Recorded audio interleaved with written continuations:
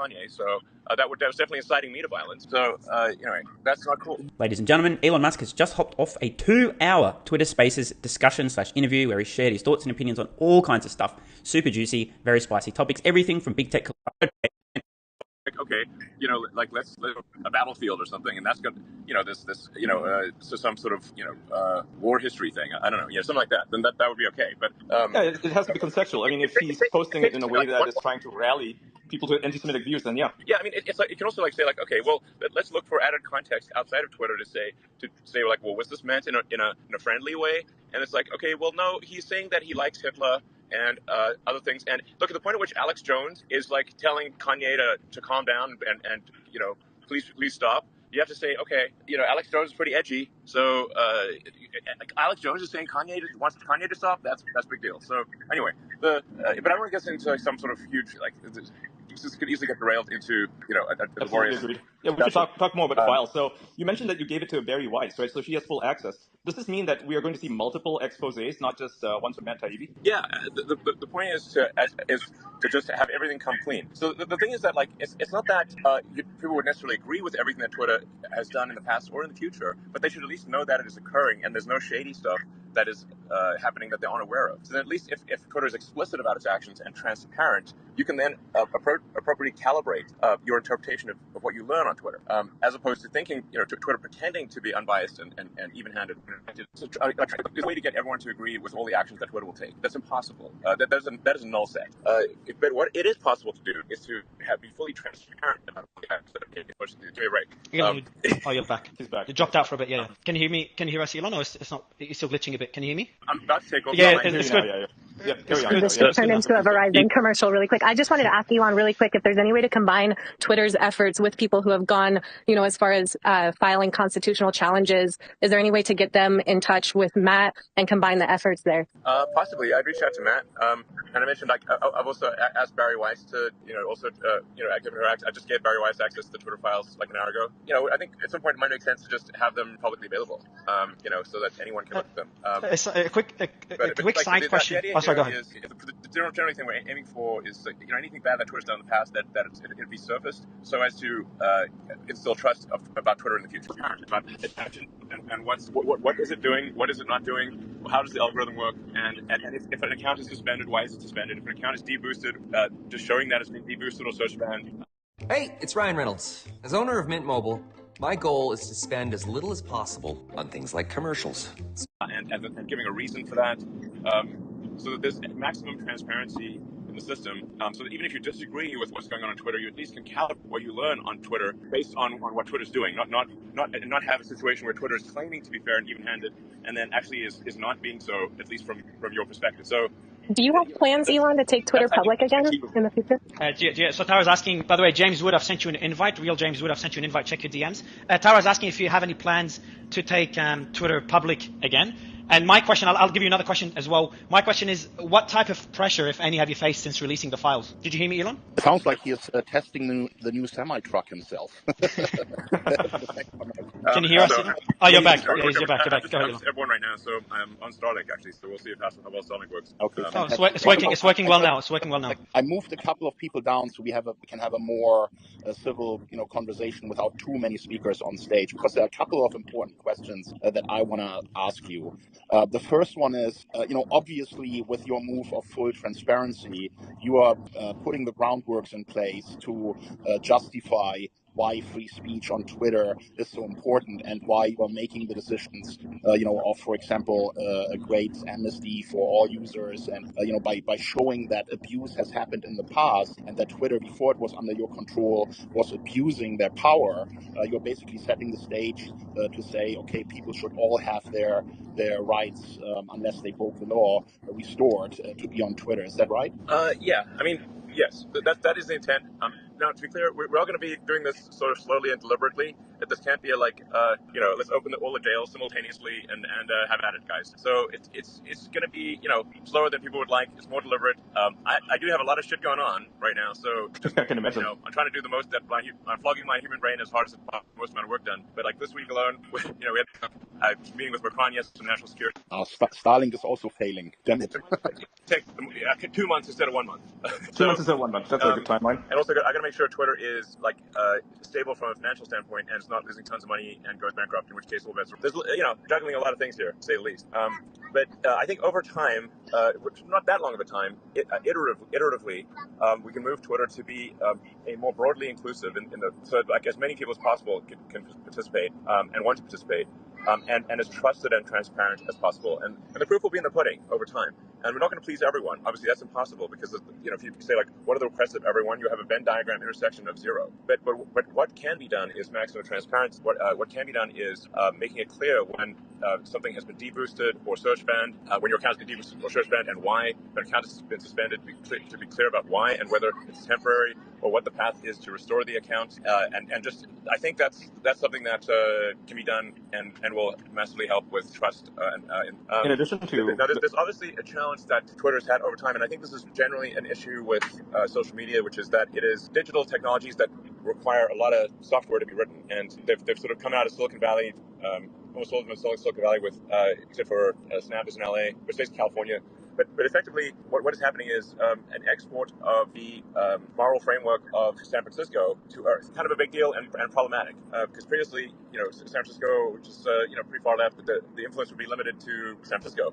But now it affects the whole world because of the centralization of information with social media companies, and that's, I think, not good. We need to establish something that is fair and takes into account a wide range of views and doesn't have a tilted playing field towards far left San Francisco. I think there should be a place for they can be on Twitter too, but there should be a wide range of political views and sentiments, and as much as reasonably possible aim for freedom of speech. Yeah, and generally I want Twitter to be a force for good for the future of civilization. So that's okay. Elon, can you tell us approximately how much time you have so that we can get an idea how many questions we can get in? I don't know, like maybe half an hour or so. Nice. Oh, that's fantastic. That's very good. Hey, what I also see happening here is that the mainstream media that was part of covering up this Hunter Biden laptop story is now calling this some kind of fissure that they don't think that there's enough. Obviously they are acting in that way because they themselves are now on fire. Because you have exposed what they have done. What do you have to say to them? I'm sorry, can you repeat the question again? I'm in the air, so this is it's not super optimal from an audio standpoint. He asked you, what do you have to say to the media that's sort of downplaying what the Twitter files represent? Can you repeat the question? Yeah. So he's asking you, what do you have to say to the media that's downplaying the Twitter files revelations? Because they're basically saying it's not a big deal, that it's nonsense, that it's just crap, that you're just doing this for PR. What's your response to them? He may be having connection issues with you specifically, Ian. There are certain people up here that I can't hear either. So maybe Tim, ask again. Yeah, Kim, do you want to ask your question again? First, Elon, can you hear us? No, I think he can't hear anybody. I don't know if it's me. So he's either in a semi truck or he is on his plane. No, he's on his plane. He said he's on his plane. Yeah. I'm in the air right now. I can hear you again. Okay, cool. Fantastic. So let me just repeat my question. The media, especially the media that downplayed and censored the whole Hunter Biden story, is now trying to downplay your release. Obviously, because they are under fire as well, right? Because they have been exposed by this release. What do you want to say to them? What do you want to say to the media that is trying to turn this into a nothing burger? Well, they're trying to turn it into a nothing burger because they were complicit in deceiving the American public. And so rather than admit that they lied to the public, they're trying to pretend that this is a nothing burger. Obviously, that's clearly what happened. Yeah, shame on them. Yeah, I agree with that. And then the other important thing here is that you are basically exposing collusion between a political party and in one file that was released, it was even called the Biden team contacting Twitter. I mean, that is election interference, isn't it? Yeah, clearly, if Twitter is doing one before an election, shutting down dissenting voices on a pivotal election, that is the very definition of election interference. I mean, what the hell else would you? Of course, it's yes. Frankly, Twitter was acting like an arm of the Democratic National Committee. It was absurd. Well, and that's fantastic that you're releasing that. But isn't Twitter just the tip of the iceberg? Can't we admit now that this would have happened at all big tech companies that are being used to stifle free speech and censor people and try to, destroy stories that are dangerous to their political goals? No, I mean the level of collusion is insane. Like Twitter is the one company that that is no longer colluding and is no longer just going with the sort of NPC group thing. I don't know. I should probably increase my security or something. Absolutely. I mean, this is why I hate you so much. What I find most interesting, Then just a second. That would have been my next question, Elon. How worried are you personally? I mean, you're putting a lot on the line, right? You have all these businesses going. You are out there fighting the good fight for free speech, but there's also certainly a concern on your mind about what the response to this is going to be. Do you feel threatened? Do you feel worried? Like, how do you feel personally about this? Yeah, and I'll add on to a question I asked as well, Elon. Like, what type of pressure have you faced so far? Maybe I should be more worried than I am, but I don't know. I think generally, if you do right by the people, then you have the people on your side. Elon, if you want, you can come to Sweden. Oh, you dropped out, Thierry. Can you hear me first, Elon, before I give the mic back to Kim? I lost the signal there. Yeah, all good. Yeah, he dropped out. Can you hear me or not? Just so I know if you can't hear me, I'll give the mic back to Kim. No, you can't hear me. Kim, you take the mic. I was going to ask him what he thought, really quick, of Senator Warren's response that one person, him, should not have control over the narrative. Elon, I was saying you can come to Switzerland by... Well, yeah, I mean, obviously, it's not one person has control of the narrative, because there's the entire mainstream media establishment who all talk like groupthink NPC. Facebook, there's Google, there's TikTok. No, the actual problem is there's one person who isn't towing the line. That's the real problem. Thank you. That's the exact response that we needed. That's you, yeah. I mean, that's so Ian, can you ask him a quick question as well? Because I don't think he can hear me. As soon as one person doesn't toe the line, now everyone else is looking like, Well, now we're allowed to, Elon, and that's the issue. Is before we were at risk of being suspended or deplatformed. You're allowing. I mean, you're showing people that it's possible. This is where, like competition does keep companies honest, or should. It is a force for keeping companies honest. So if there's a competition for the truth, and Twitter wins the competition for the truth, then it will win over the readership and the attention of the public, and everyone else will be forced to tell the truth too. Do you think that you run the risk of like the EU Commission or any of these other big political bodies trying to take you down when you're doing this? I do not think this is a risk-free endeavor. But I also think that, like, as long as there's the support of the people, then you have to say, like, any organization, at least in the U.S., that is going to go against the will of the people, I think will be in big trouble themselves. Elon, you're doing this at such an important time in history because I think people can sense that the censorship is becoming more, that the media is spilling more and more propaganda, that we are heading into a future where free speech isn't really acceptable anymore. And for you, with your audience, to go out there and put this transparency out there, I think a lot of people appreciate that this is a fight that you are taking center stage, in order to fix some of these issues. No, I mean, frankly, the risk of something bad happening to me, or even literally being shot, is quite significant. I'm definitely not going to be, doing any open air car parades. Let me put it that way. But it's also not that hard to kill me if somebody wanted to. So hopefully they don't. And if fate smiles upon, that does not happen. I'm taking reasonable precautions, I guess. But there's definitely some risk here. But I mean, at the end of the day, I think we'll just want to have a future where we're not oppressed, or our speech is not suppressed, and we can say what we want to say without fear of reprisals. And as long as you're not like really causing harm to somebody else, then you should be able to say what you want. And that's quite a rare thing. I think as people just take that for granted sometimes, but really throughout history, free speech has been highly unusual, and so we have to fight very hard to keep that because it's such a rare thing, and it's by no means something that's default. It's a controlled speech default, not free speech. And yeah, it does seem incredibly ironic. So many reporters in the media and prominent politicians are calling for restraints on free speech. This is crazy. It feels like we're in bizarro world here. Do you think that comes from the way that journalism is taught now in today's schools, and what we call postmodern journalism, or where do you think that's really coming from? I mean, I haven't been to journalism school, but it does seem as though that the elite educational institutions have been somewhat infected with swine virus, which is sort of a set of the woke virus. So like, how much actual intellectual freedom and how much actual intellectual freedom is there at elite educational institutions where you don't get completely shunned unless you abide by what everyone else thinks, and then what everyone else thinks is you're told what to think, not asked. You're sort of, you must think this. It's not like you have freedom to think and talk as you wish. Yeah. What's the solution for this? I mean, like, obviously this is somehow we have to, I think, approach the woke mind virus and have truth be what matters more than anything. I mean, I think it's funny that Harvard's motto and the Harvard Standard is Veritas, and the founders of Harvard were right to have that on their shield, the shield of truth. But is Harvard the shield of truth today? Maybe not. Well, I Hey, thought Elon, that so you we're, were we're standing all up on this hey, just space a because of question, our please. belief in freedom to transact, and obviously Jack was a big Bitcoin Lightning guy. What can you comment on freedom to transact, Bitcoin Lightning, Twitter, anything we can look forward to? Well, you know, I think that's actually more powerful even than I think controlling than censorship, which is control of the monetary system. If you have control of the monetary system and control of transaction, you can literally stop someone from you can starve people to death. You know, can throw them out of their homes. So we have to be very careful about like who's controlling the money system here and what rules and regulations are they going to put on transactions. It seems like PayPal has strayed pretty far from the path of that. Like I've been banned from PayPal. seems to be moving in the direction of social credit and restricting transactions, and so that's concerning. So I do think there is a role for crypto in the future, without speaking to any particular crypto coin, as a means of ensuring that the monetary system does not get completely corrupted. It provides competition to the fiat system, so that if the fiat system becomes overly restrictive, then crypto will grow. Like basically, the better that the fiat works, the less prominent crypto will be, and the worse the fiat system becomes, the more crypto will grow. Are you concerned about the moves towards central bank digital currencies? I don't think they know what they're talking about.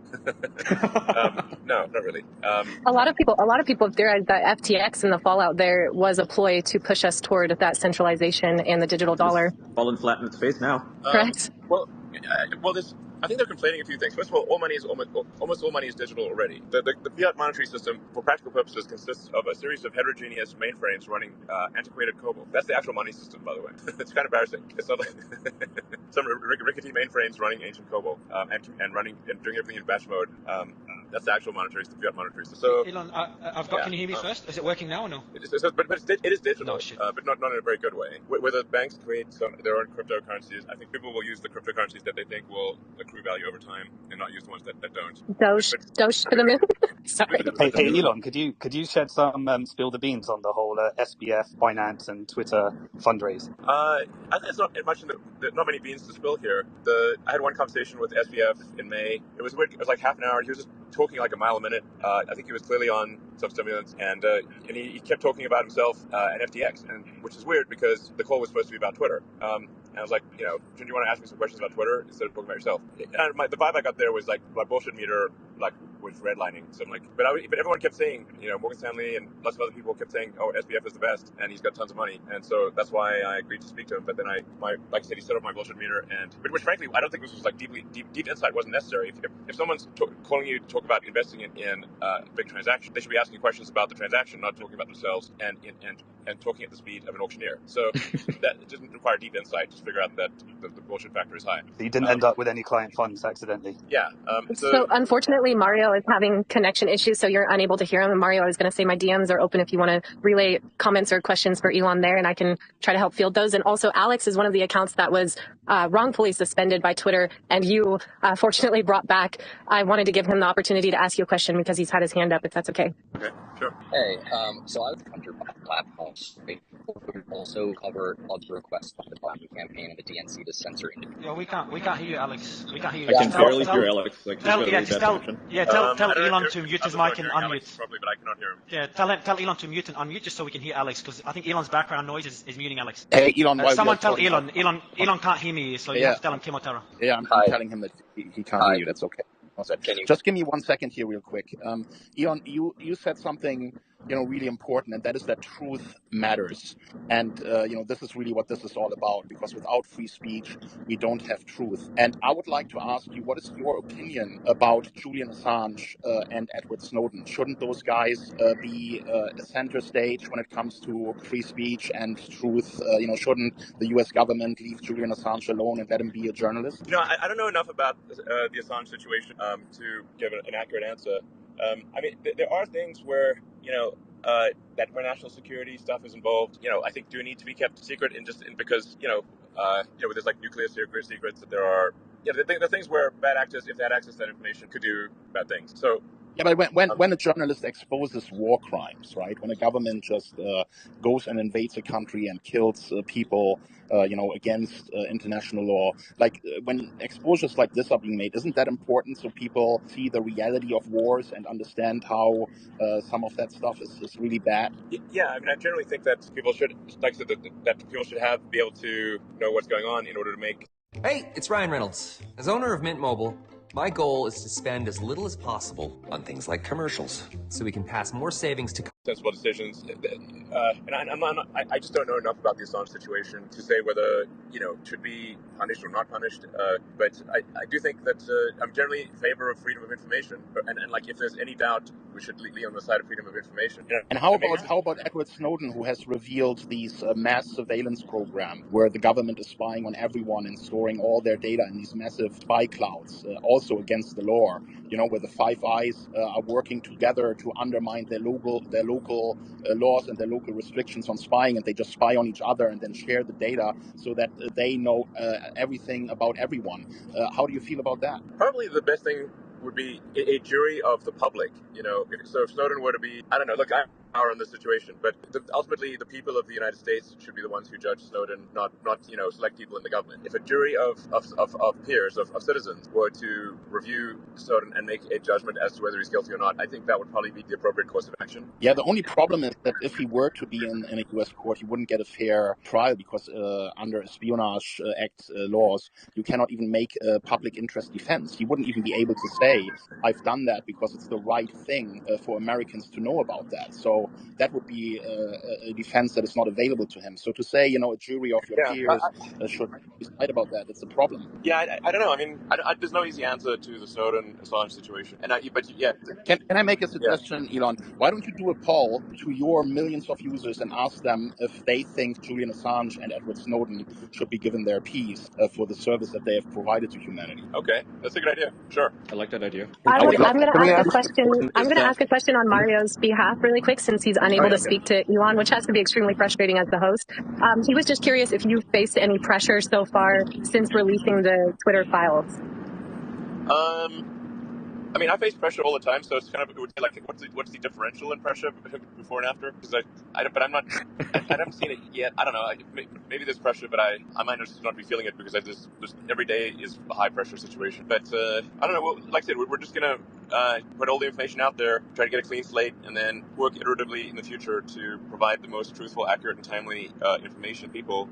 That will be the goal of Twitter, and we won't be perfect in that regard, but I think we will be iteratively better. And if that turns out, if we're successful in doing so, then I think Twitter will compete more effectively than any other source of information, and then more and more people will use Twitter, and then that competitive pressure will force other social media companies and other media companies to also be more truthful, because otherwise they will simply lose their readership, and that I think is extremely powerful and good vision. Could you say a little bit perhaps about what Twitter is expected to maintain as an API to, say, the Department of Homeland Security in general, the FBI, maybe CISA in particular? Is there an expected way in which the government can jack in to social media that's expected on behalf of each of the big media platforms? And is that sort of different? I don't know how to say this exactly, but the issue of left versus right is complicated by the fact that Trump is a non-player to the game, just the way Bernie might have been considered a non-player to the game. And so the secondary question is how much of this isn't about left versus right, but about targeting anyone who isn't a party to all of the tacit agreements inside DC?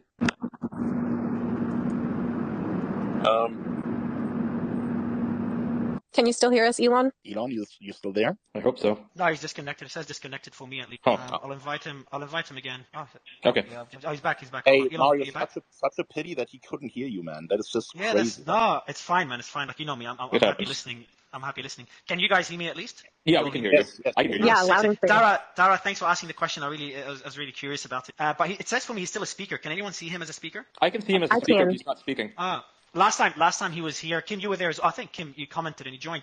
When we co-hosted him, remember Kim? We co-hosted him and it froze. So I'm like, fuck, I shouldn't have co-hosted him. I think he's dropped off now. Yeah, I'll send him an invite. A few people got kicked off stage. Not even by you, Kim, just by themselves. But just guys, give you a heads up. Yeah. Twitter's glitching like crazy. Twitter What's your take? While waiting for Elon, guys, what's your take so far on what Elon has said? Because there's a few pretty big things he mentioned, such as the fear, the worry that he has. Just to summarize what he said, right? I mean, his main goal clearly is that the truth is out there, that it has value again, and that Twitter needs to make a stand for free speech, which he is doing now. And he is aware of the risk to him personally and his businesses. So it's a very courageous thing for him to do. And I think, anyone who had any doubt about what his intentions are when he bought Twitter, I think it's pretty clear that what he's doing is in the interest of the people and not necessarily in his own best interest. So I find that amazing, and I applaud him for that. Yeah, and while waiting for Elon to join again, I've DM'd him another invite.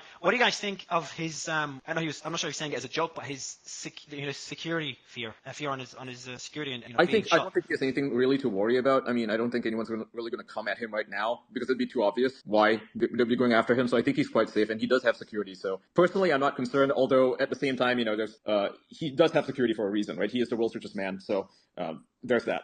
But I'm not really, I don't think it's going to be different than any other day. There's nothing that he's revealing now that is, that damaging to, any specific person, right? It's like, he's more or less just giving people the platform for free speech. And the people who are most affected by this are journalists who, what do they have to lose? Well, their reputations for one, but they've already thrown it away. So I don't think I don't think he really has to worry about his personal safety. I don't think it's going to be that dire. Elon, just to let you know, Elon is listening now. I've sent you through an invite. You should see it via DM.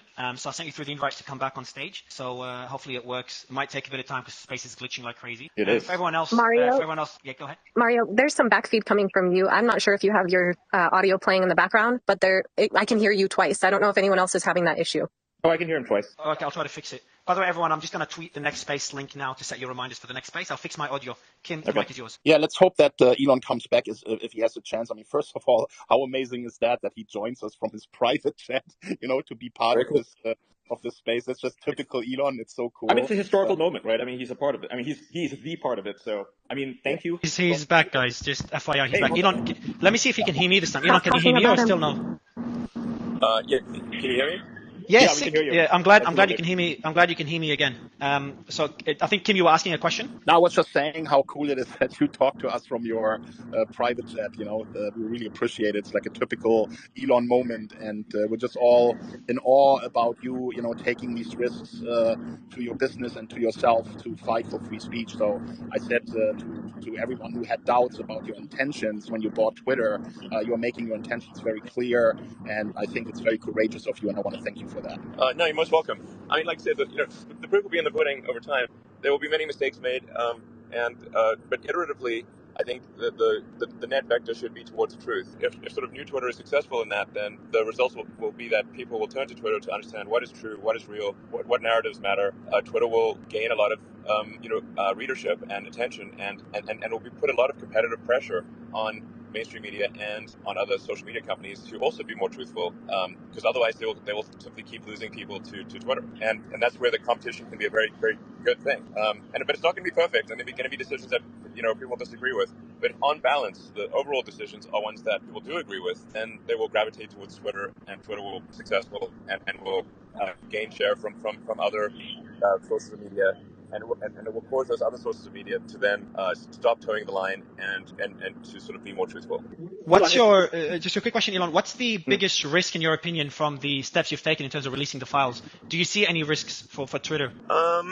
I mean, I guess there'll probably be some. I wouldn't be surprised if some lawsuits or something. Yeah, I would expect there to be some legal risk. What's important? That's less of a concern than clearing the air and making sure that people on Earth know what really happened. And the metrics, the Twitter metrics show that it seems like it's the right decision by far, not only ethically but from a business perspective as well. That you keep hitting new records. Yeah, exactly. So, like I said, it's the point as it becomes clear and that Twitter is the place to actually figure out what's going on and get the unfiltered narrative, the unfiltered truth. So also for the people at Twitter to be able to suggest narratives and steer them, and emphasize narratives themselves, and have things not be controlled like it is with the so-called mainstream media, where the narrative is controlled by a handful of editors in chief. If basically the Wall Street Journal, New York Times, and Washington Post, and maybe a few others decide what the narrative is, and so even if what they say is completely truthful, the people don't really get a choice in what topics are covered, whereas on Twitter they do, and like it could be something really important going on in the world, and then the big news organizations aren't covering it, but on Twitter, the people can decide what narratives are important and what should be emphasized and what should, So that's So on Can I, that note, like, can I mention something really quick can I just Tara, can mention you hear something me? really Can quick Tara that hear me? I can hear you. Okay, Is yeah, that you? I'm just going to ask a quick question. I Oh, want to sorry, know John. what Twitter is doing, or what you are doing, what you're planning to allow people to have more ability to publish their own stories on Twitter. Because right now we just have tweets, right? Yeah. But like, what are your plans for, say, video publication or article publication, things to incentivize creators and journalists, independent journalists, to be able to have their voices heard for more than just tweets? Yeah, absolutely. I mean, these are all like very obvious moves. One needs to be able to obviously post long-form written content on Twitter. One needs to be able to post long videos and long audio on Twitter natively, and there also needs to be a means of monetizing that so that creators can make a living. Those are I feel like I'm saying that the sky is blue and the grass is green. That's pretty obvious stuff. And but in order to implement those things, Twitter needs to have a strong software engineering organization that is focused on shipping great code. And was quite a mess before, but it will have a strong engineering team to be able to implement those basic features. That even if there are lots of limitations, for example, well then they can post it on Twitter, and then Twitter can be an effective competitor to YouTube. And then, like I said, what happens when there's competition for the truth, and everyone and one company steps out of line, and actually really disallow the truth to flourish.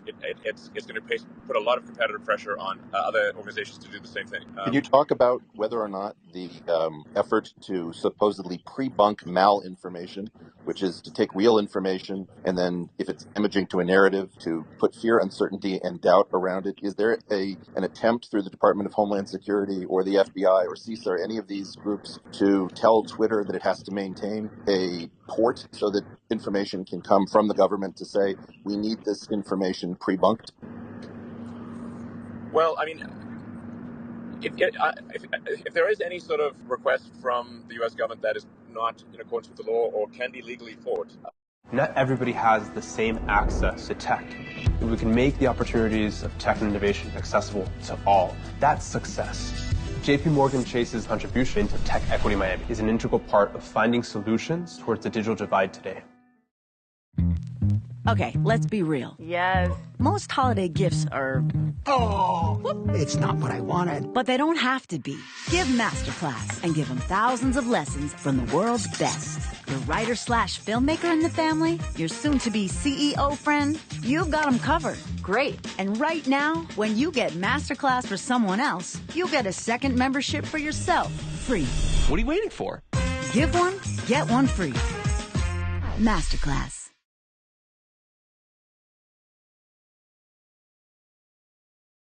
Twitter will refuse it's illegal and it's legally banned. And if something cannot be will be Congress such that it can be. But we cannot gag the voice of the people. This is not good. And like I said earlier, it's like you look at. I read a lot of history. I love history, and I love history podcasts and stuff. Hardcore history is the best one. Hardcore history. Dan Collin is so awesome. It's fantastic. Start with the Mongols. Yeah, but it's like you look through history, man, and it's like we have this pressure. We're in this precious situation where, like, this rare, unusual situation where there's actually, I mean, within boundaries, there is actually freedom of speech, but it's rare in history. And usually it's like been some king or whatever they were just by default. And now we have this like rare moment in history where the voice of the people is mostly not suppressed, but now there are people trying to suppress it, and we just fight really hard for freedom of speech. This is very, I think, essential to the future of civilization. I absolutely agree with you. I mean, this is why you're fighting, right? This is why, you're fighting for free speech so that we can have it in the future. Because if we don't have control of the present, we do not have control of the future. It will be in the control of somebody else, someone that we absolutely do not want to be in control of anything. Yeah, exactly. Just to chime in there, there are a lot of people in the last decade that have lost hope because what's happening in politics, what's happening in the media, there's so much frustration. And I think the most important thing that you've done here, Elon, with your steps that you are taking is to give people hope again. Well, great. I'm really glad to hear that. And like I said, I'll do my best here. I'm definitely going to make some mistakes along the way, and it won't be perfect, but I'll also then do my best to correct those mistakes and to be, the least dumb possible. As I say, Vox Populi, Vox Dei, man.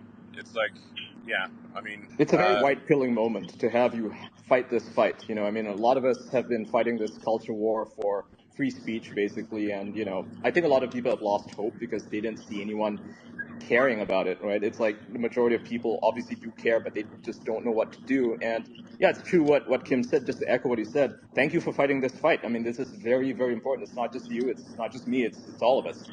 Absolutely, I totally agree. Yeah, I'm kind of like sort of worried about the future of civilization. Are we headed in a good direction?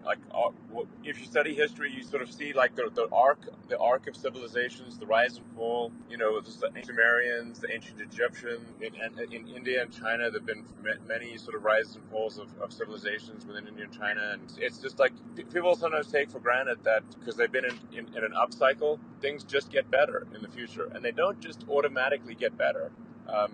They actually, civilizations tend to have an arc. We want to make sure that we do not find ourselves on the downslope of that arc. Good times make weak men, right? And we are in the good times right now, and we're seeing a lot of weak men, right? Like that's where we are in this arc, and it sucks. So let's try not to repeat the same cycle. We need to fight the cycle. Yeah, exactly. Exactly. I mean, it's like, not to sort of get like too philosophical about things here, but there is like sort of I've had these discussions with like a lot of people, and feel like wondering like, what's the meaning of life? Like, what should we do? Like, why do anything? For some people that answer is religious. But then if you're not sort of very religious, then what is the answer? Actually, my theory on that is that I sort of believe in Douglas Adams' philosophy. The universe is the answer, and we should strive through greater understanding to expand the scope and scale of consciousness to better understand what questions to ask about the answer that is the universe. It's basically a religion of curiosity. Let's grow into the future, expand in the future, expand consciousness, expand our understanding, and figure out what the heck's going on. And it's the number 42, right? The number 42 as well. And also, don't panic and make sure you grab a towel. Elon, thanks for joining. Without giving away too much, really quick, Elon, is there any way to get a sneak peek of what we can expect with the next Twitter files drop? Well, I'm somewhat leaving this up to Matt Taibbi and Barry Weiss, but I think the natural thing would be to say, like, okay, what happened after the election, the Hunter Biden laptop stuff? And by the way, I actually don't, this may sound bizarre, but like, Hunter Biden seems kind of fun, to be honest. I know, right? Yeah. He's an artist. Do you know that? He seems like he knows how to have a good time. I mean, so he has a sense of humor about himself. Hunter Biden here, but just beyond the what happened after the election, how much government influence was there? There's this whole sort of move to create a disinformation ministry, which was insane, and like George Orwell is turning in his grave. Did you hear such things? But like, what happened with that? I think there was a public outcry about a disinformation. Yeah, Jack Posobiec started that one. He basically stopped it in its tracks because before that nobody knew that this was even a thing, right? And he exposed it, and suddenly everybody was talking about it, and they had to shut it down because it was very Orwellian. It was like they used 1984 as a instruction manual. Exactly, totally. Exactly. 1984 is George Orwell's 1984 is supposed to be a warning, not an instruction manual. Yep. Come on. And that's what they seem to be doing. They take every single, dystopian fiction, whether it's Deus Ex, I love that game, and they're like, yeah, this world looks awesome. Let's oppress the hell out of people. It's like, no, let's not do that. Exactly. Totally. Hey, Elon, speaking of progress, you've accomplished so much. You started the first successful American car company in 100 years. You brought payments to the internet. There's a lot of aspiring entrepreneurs and small business owners that look at what you do and sort of try to, follow that example and see how can they create some of that progress too. And I wanted to ask you a little bit about the layoffs because it appeared to me with the $4 million loss per day and just doing the math on the $1 billion of interest expense that $3 million of that may have been interest expense added. And I myself, running a small business, have been in a situation where the business was going to go under in a number of months if expenses weren't cut, and what we found is communicating to employees, giving them time to process, getting their feedback, and then, creating a shared vision to evolve the product, to evolve the company to a greater future was really successful. And it appears here that the typical like leverage buyout KKR approach was basically applied from a financial standpoint. For a small business owner, like, is that approach wrong? Like, did you think about taking that approach? Was that ever under consideration? And I apologize. The audio is not perfect, so I'm not fully hearing the questions.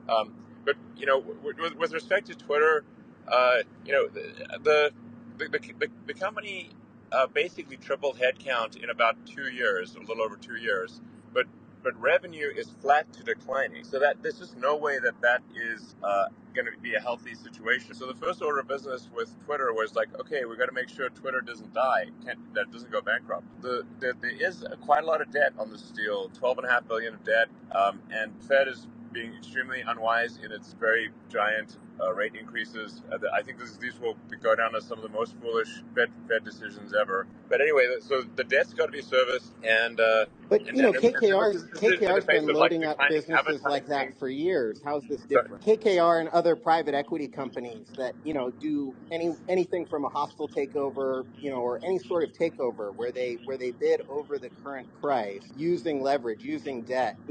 I've been following that for years, and it always results in massive layoffs. And so, as somebody who's by the way, I don't think anybody cares about that. I don't think that matters right now. That's what I was gonna say.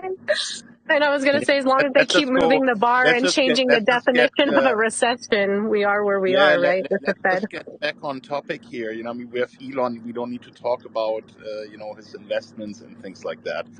Elon, we should send a shout out to the Twitter Spaces team because you're about to break the all-time record with this space. We're almost at 100,000 listeners right now. Yes, we are, and it's holding. Talking about spaces, what's the strategy moving forward? Awesome.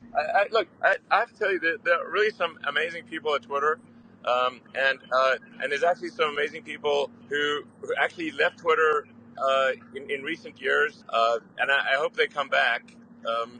Because I think there's a potential to just build some amazing things here. So, I don't want to I want to be exactly complimentary of some of the great work that is being done at Twitter. It's sort of, just sort of like, there's a lot to criticize about Twitter and say like, okay, Twitter is wasting money in a lot of really some next level ways, but also some very talented people who really care about the truth at Twitter. And I'm doing my best to elevate their capabilities and give them all the resources they need. I'm very excited about Community Notes, this feature. Keith Coleman's running it, and there's like some really first-rate engineers that are writing the code on that product that is, I think, going to be very powerful for actually fighting disinformation, not.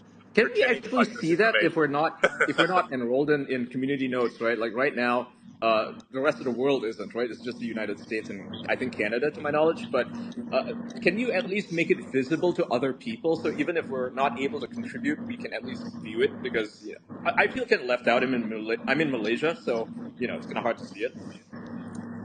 Yeah, actually, I asked that.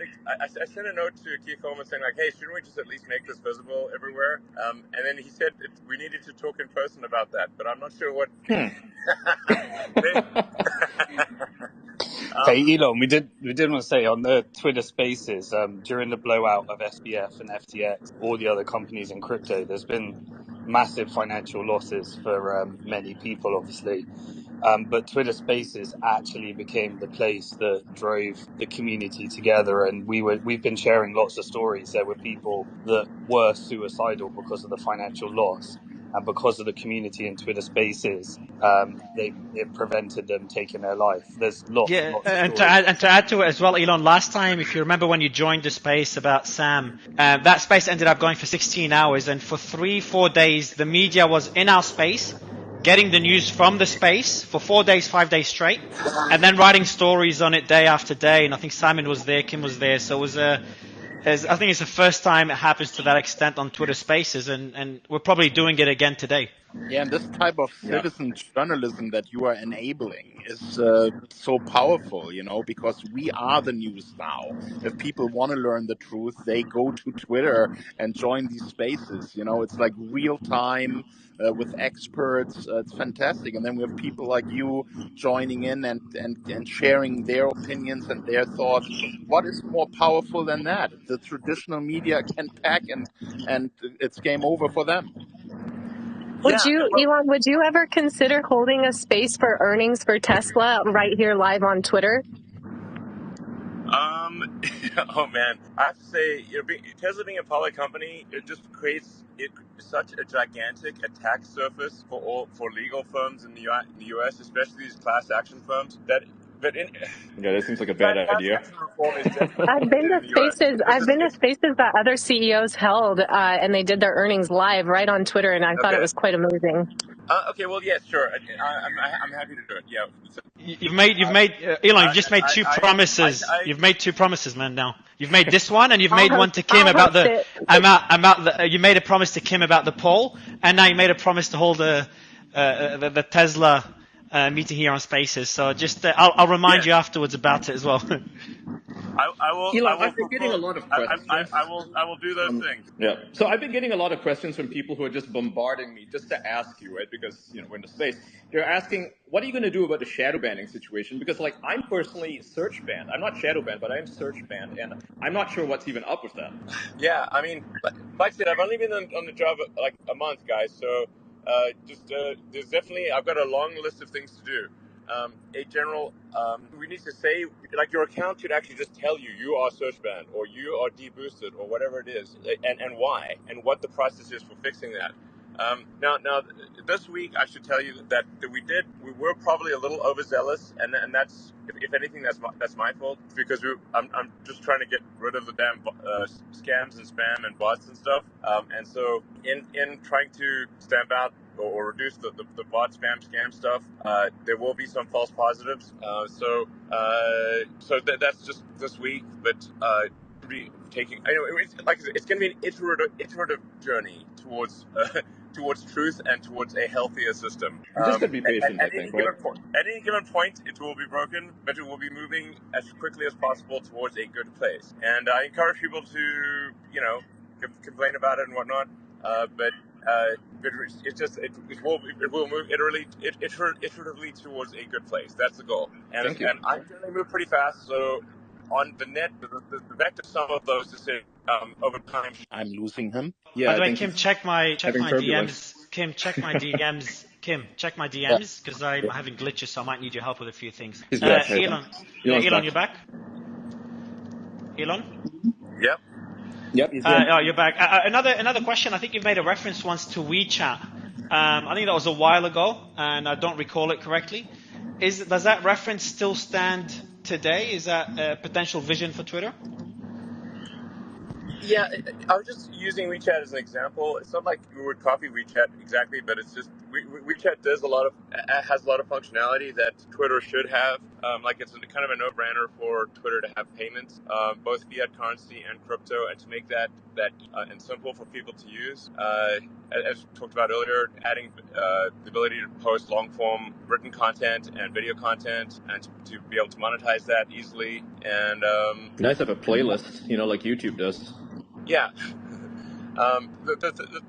My focus in the first month, and also will be the case in December, is just making sure that Twitter is operating efficiently as a company, that it is not wasting money, because it faces challenges on the revenue front from with an overdependence on advertising that is not targeted, like brand advertising, and in a market where advertising revenue in general is dropping, and then also when you start questioning the status quo, then various pressure groups start pressuring advertisers to not advertise with you. So that's another challenge on the revenue front. And then you got the debt, and the debt now has a very high interest rate. So it's like these are a lot of challenges simultaneously that I think we'll solve these challenges, but these are a lot of things to solve. So the first order of business is just get Twitter healthy.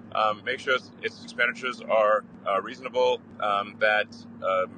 Twitter's like primarily a software company. There are obviously design elements, but it's primarily software and servers. And so, like, is the software team organized well? Those that are committing good code, and just making the engine of engineering work at Twitter. Because if you look at, say, like, what is Twitter's technology evolution over time, excluding acquisitions, it's been very low. It's the technology of Twitter has been very slow. And 10 years for an edit button. Yeah, exactly. The edit button, look, I mean, if it takes a year to do an edit button and the edit button still doesn't work properly, then you can have a million good ideas, but they're irrelevant because you can't implement. So Elon, I've got a quick question for you, my friend. I was removed from the Hey, space. I want to test my mic. Can you guys hear me? I can hear you. Maybe you can't. Can you hear me? Alex, we can hear you. Yep. Yeah, go ahead. I'll let Alex. Okay. Does Alex want to go, and then I can go? Can you hear me? Yes. Yeah, we can hear you. Yeah. Okay. So my question was, if the Twitter files, are those also going to include other content other than the Hunter Biden laptop? So basically all cases? Yeah. Alec, Mario, we can't hear you. This is a bit of an audio shit show. Let's try and get this back on the road. I unmuted everyone. I muted everyone. I'm going to unmute those who are not talking. Just mute yourself, please. I would like to ask Elon a quick question. Okay, trying this again. I think Alex just did, and he was ready to respond. He just now would have to unmute himself to respond to Alex. Yeah, I was just wondering if all accounts that were requested to have things taken down by the DNC and by the Biden campaign, even ones that have nothing to do with the Hunter Biden laptop, if they will also be released. Elon, you're muted. You got to unmute. Yeah, you got to unmute. Yep, he's got to unmute. That's all right. Yes, the intent is to release all the files.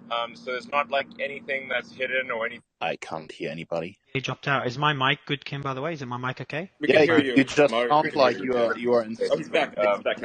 Oh, okay. Can you guys hear me? Yeah, we can hear you now. Yeah. You cut out. Yeah, you cut out for a second while you were answering Alex. I mean, I think this is like whatever Stasi files or Truth and Reconciliation, like Nelson Mandela would say. It's if you want reconciliation, there must be truth. That's the intent here. Intent here is to just make it clear what was happening and provide transparency about the past, and in doing so, to build trust about the future. Awesome. So do you think that Twitter could also have an automatic notification if anyone was, say, if their account was requested content taken down? Do you think there could be something like that implemented? Yeah, like the VPN sites actually offer that. Yeah, I mean, you mean if if a government has a takedown request or something like that? Yeah. Like if a government says, "Hey, we want you censored." I mean, I think for example, even Germany would let you know, right? So why doesn't America? Yeah. Or with James Woods, for example, how his content was, they requested his content be removed. Say if that happened from the Biden campaign. Past and future requests should be, and sunshine is a great disinfectant. If they request content takedowns that are embarrassing, then they'll be less likely to request those content takedowns. At the end of the day, Twitter doesn't have a choice but to abide by the laws of the U.S. and whatever countries it's operating. Otherwise, you get arrested. We shouldn't do more than that. To abide by the laws because you have to. If there may be some potential to say well, if we disagree with the law, maybe we can lobby to have a law changed or something like that. But so Elon, I want to ask you on this point. Go ahead. Sorry. No, but I'm saying the overarching goal here is that on balance that Twitter be a force for good for the future of civilization. And for the expansion of conscious So to that point, I want to ask you then, because I'm speaking from the European lens, what do you think about the EU's proposals over potential restrictions to the use of Twitter? I think we're losing you a little bit.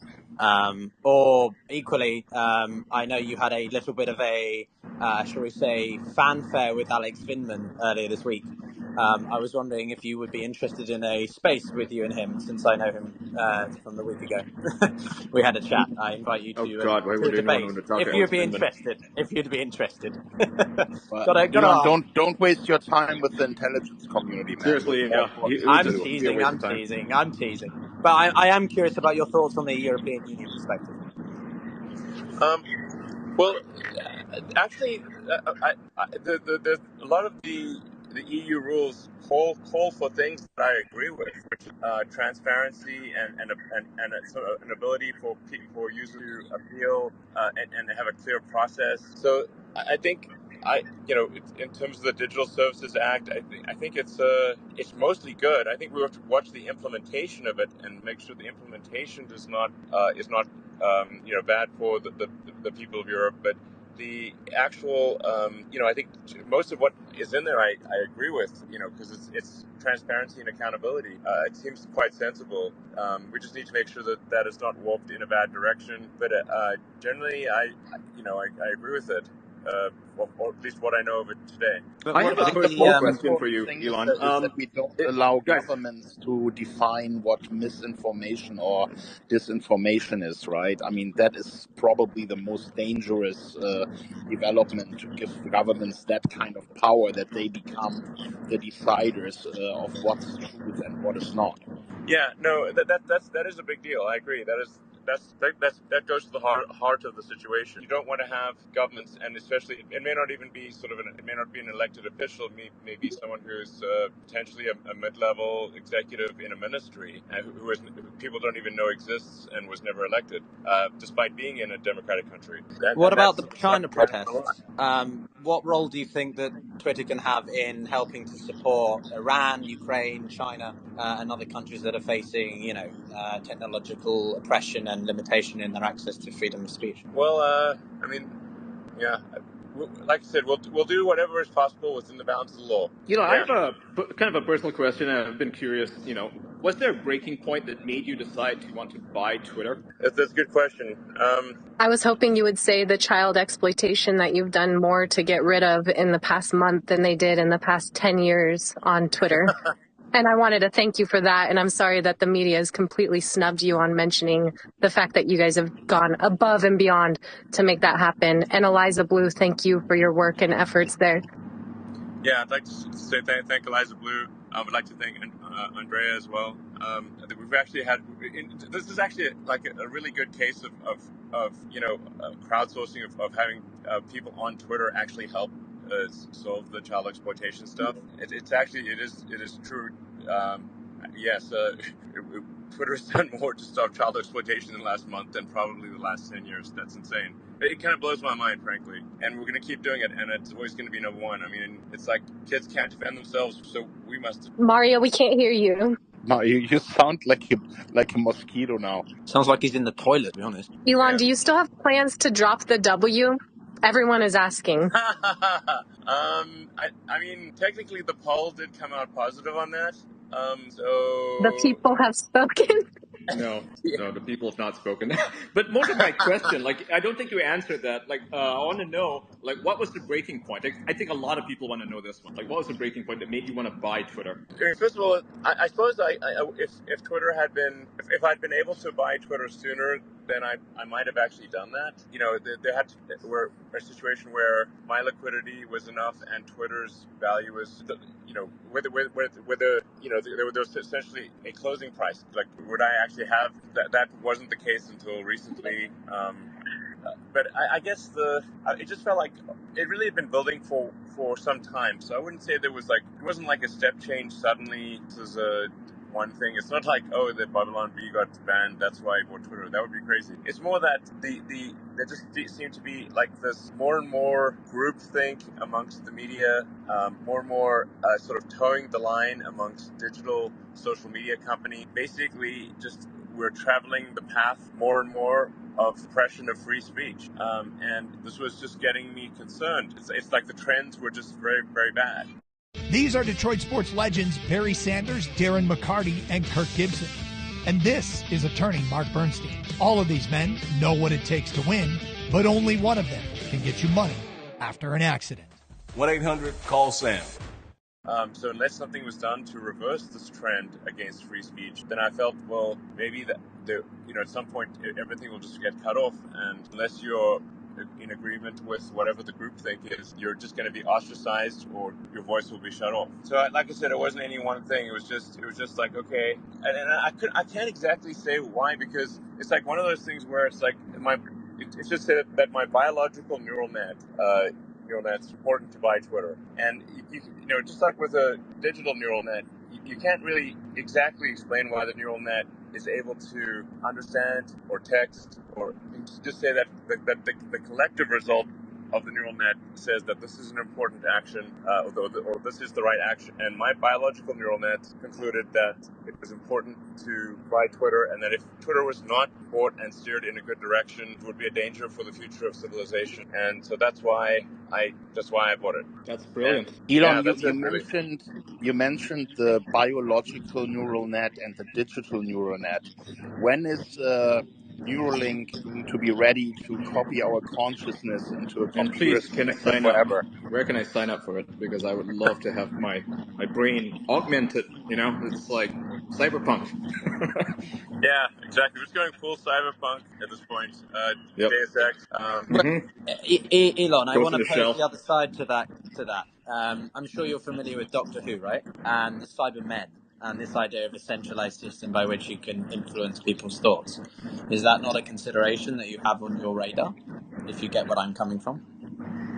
Well, I mean, frankly, on the neural link front, if I look at the pace at which artificial intelligence is improving versus the pace at which Neuralink is progressing, artificial intelligence is moving much faster than Neuralink is moving, because as soon as anything gets done with humans, it gets very slow because of the danger to humans. I mean, for the next few years, Neuralink is really just focused on restoring movement to people that have a broken neck or spine, and restoring vision. So it's restoring movement and vision. It's not uploading memories or controlling thoughts or anything like that. It's pretty basic stuff. It's like at the early days of computers, It's basic, but it's life changing, though, right? I mean, being able to see if you're born blind, that is a gift that I don't think anyone would pass up. That would be amazing. Yeah, and that's very doable. Anyway, so what I'm saying about Neuralink is that you'll be able to see anything that Neuralink's doing. You'll be able to see coming from very far off, because you've got to go through the whole FDA device approval process. That takes ages. You've got to evaluate the safety in humans. That takes a long time. So it basically is very slow compared to the development of digital superintelligence. Very fast. Now, I do think for a long time that we ought to be more cautious in the development of digital superintelligence. This represents a danger to the public, and just as we have other regulatory agents oversee dangers to the public, like the FDA. Or the FAA, or any one of a number of FCC. You can't just have companies just going hog wild developing digital superintelligence with no oversight. Do you potentially see this happening in a country where there are no oversights? Where the governments allow the scientists to go hog wild, as you said? Well,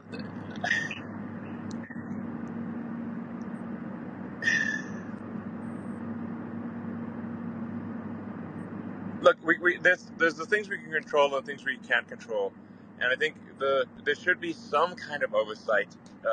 North America and Europe, which is where a lot of the AI innovation is happening. There should be some kind of oversight beyond nothing, which is currently the case. How That far would do be you my think we are recommendation. from general artificial intelligence? Like, what is your time frame, you think, until we have the big deal? I mean, I think it's happening very fast. You've said like AGI is defined by where digital superintelligence is smarter than the smartest human. What is your definition of AGI? Yeah, exactly. I mean, once AI is able to basically program itself and understands how to advance itself, that would be the level where we need to start to worry, right? Yeah. Well, to add to that, Elon, I mean, what about this? Last year after the pandemic, we had the Great Resignation, and now there's the concern about the replacement of traditional labor jobs with AI and machine technology. I think it was you. I saw the video and the capacity for it to control things with its mind. Is there not a concern about the potential impact it has on, very menial jobs and the, those people who don't have necessarily the skills or ability to retrain that quickly? Just, how can we plan in advance to minimize the consequences? Sorry, the audio is like not good right now. So Oh, no worries. Coming Fine. Hey, Yeah, we can't hear Elon, you, maybe Mario. we can have another space sometime in the future to talk about AI, because I think that is one of the big topics, where a lot of people don't really realize how big the risk of AI is, and what you are always asking for is, more regulation, better rules in order to prevent the worst case scenario of, yeah. an AGI taking over and basically wiping out Like, look at humanity in an artists and their afternoon. jobs. Mid-Journey has basically replaced graphic artists for book covers. You don't need a book artist anymore. You can just do it with AI. Not to change the subject back to the Twitter files, but Kim, I just want to ask Elon a quick question about Section 230.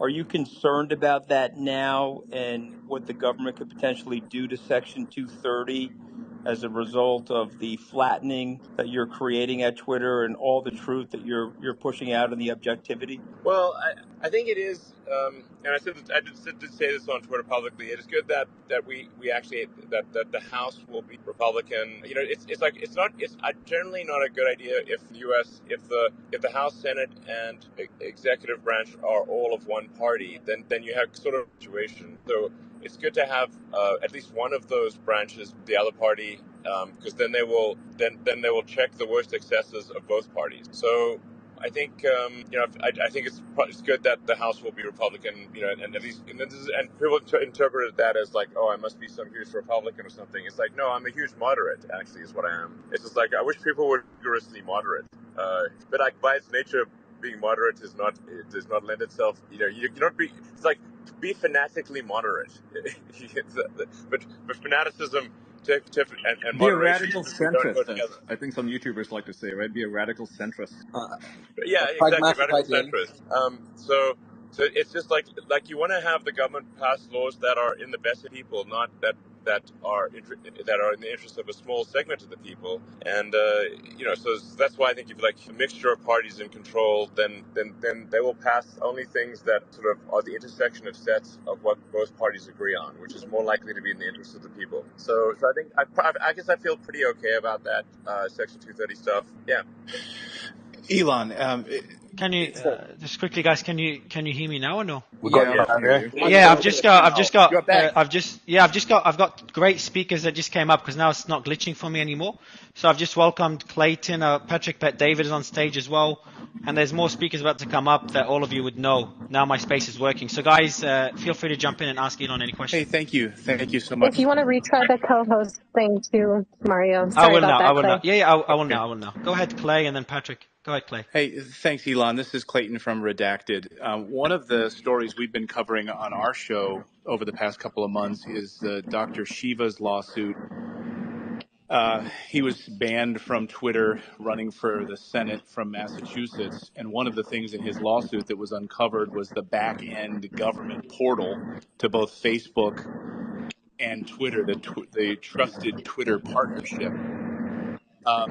And I know on Twitter's blog that trusted Twitter partnership between Twitter and someone with a government email address can reach out to Twitter and basically have accounts banned, taken down. Is that portal, is that trusted partnership still available to the government? And given what you've released in the Twitter files, does it make sense for that to still be there?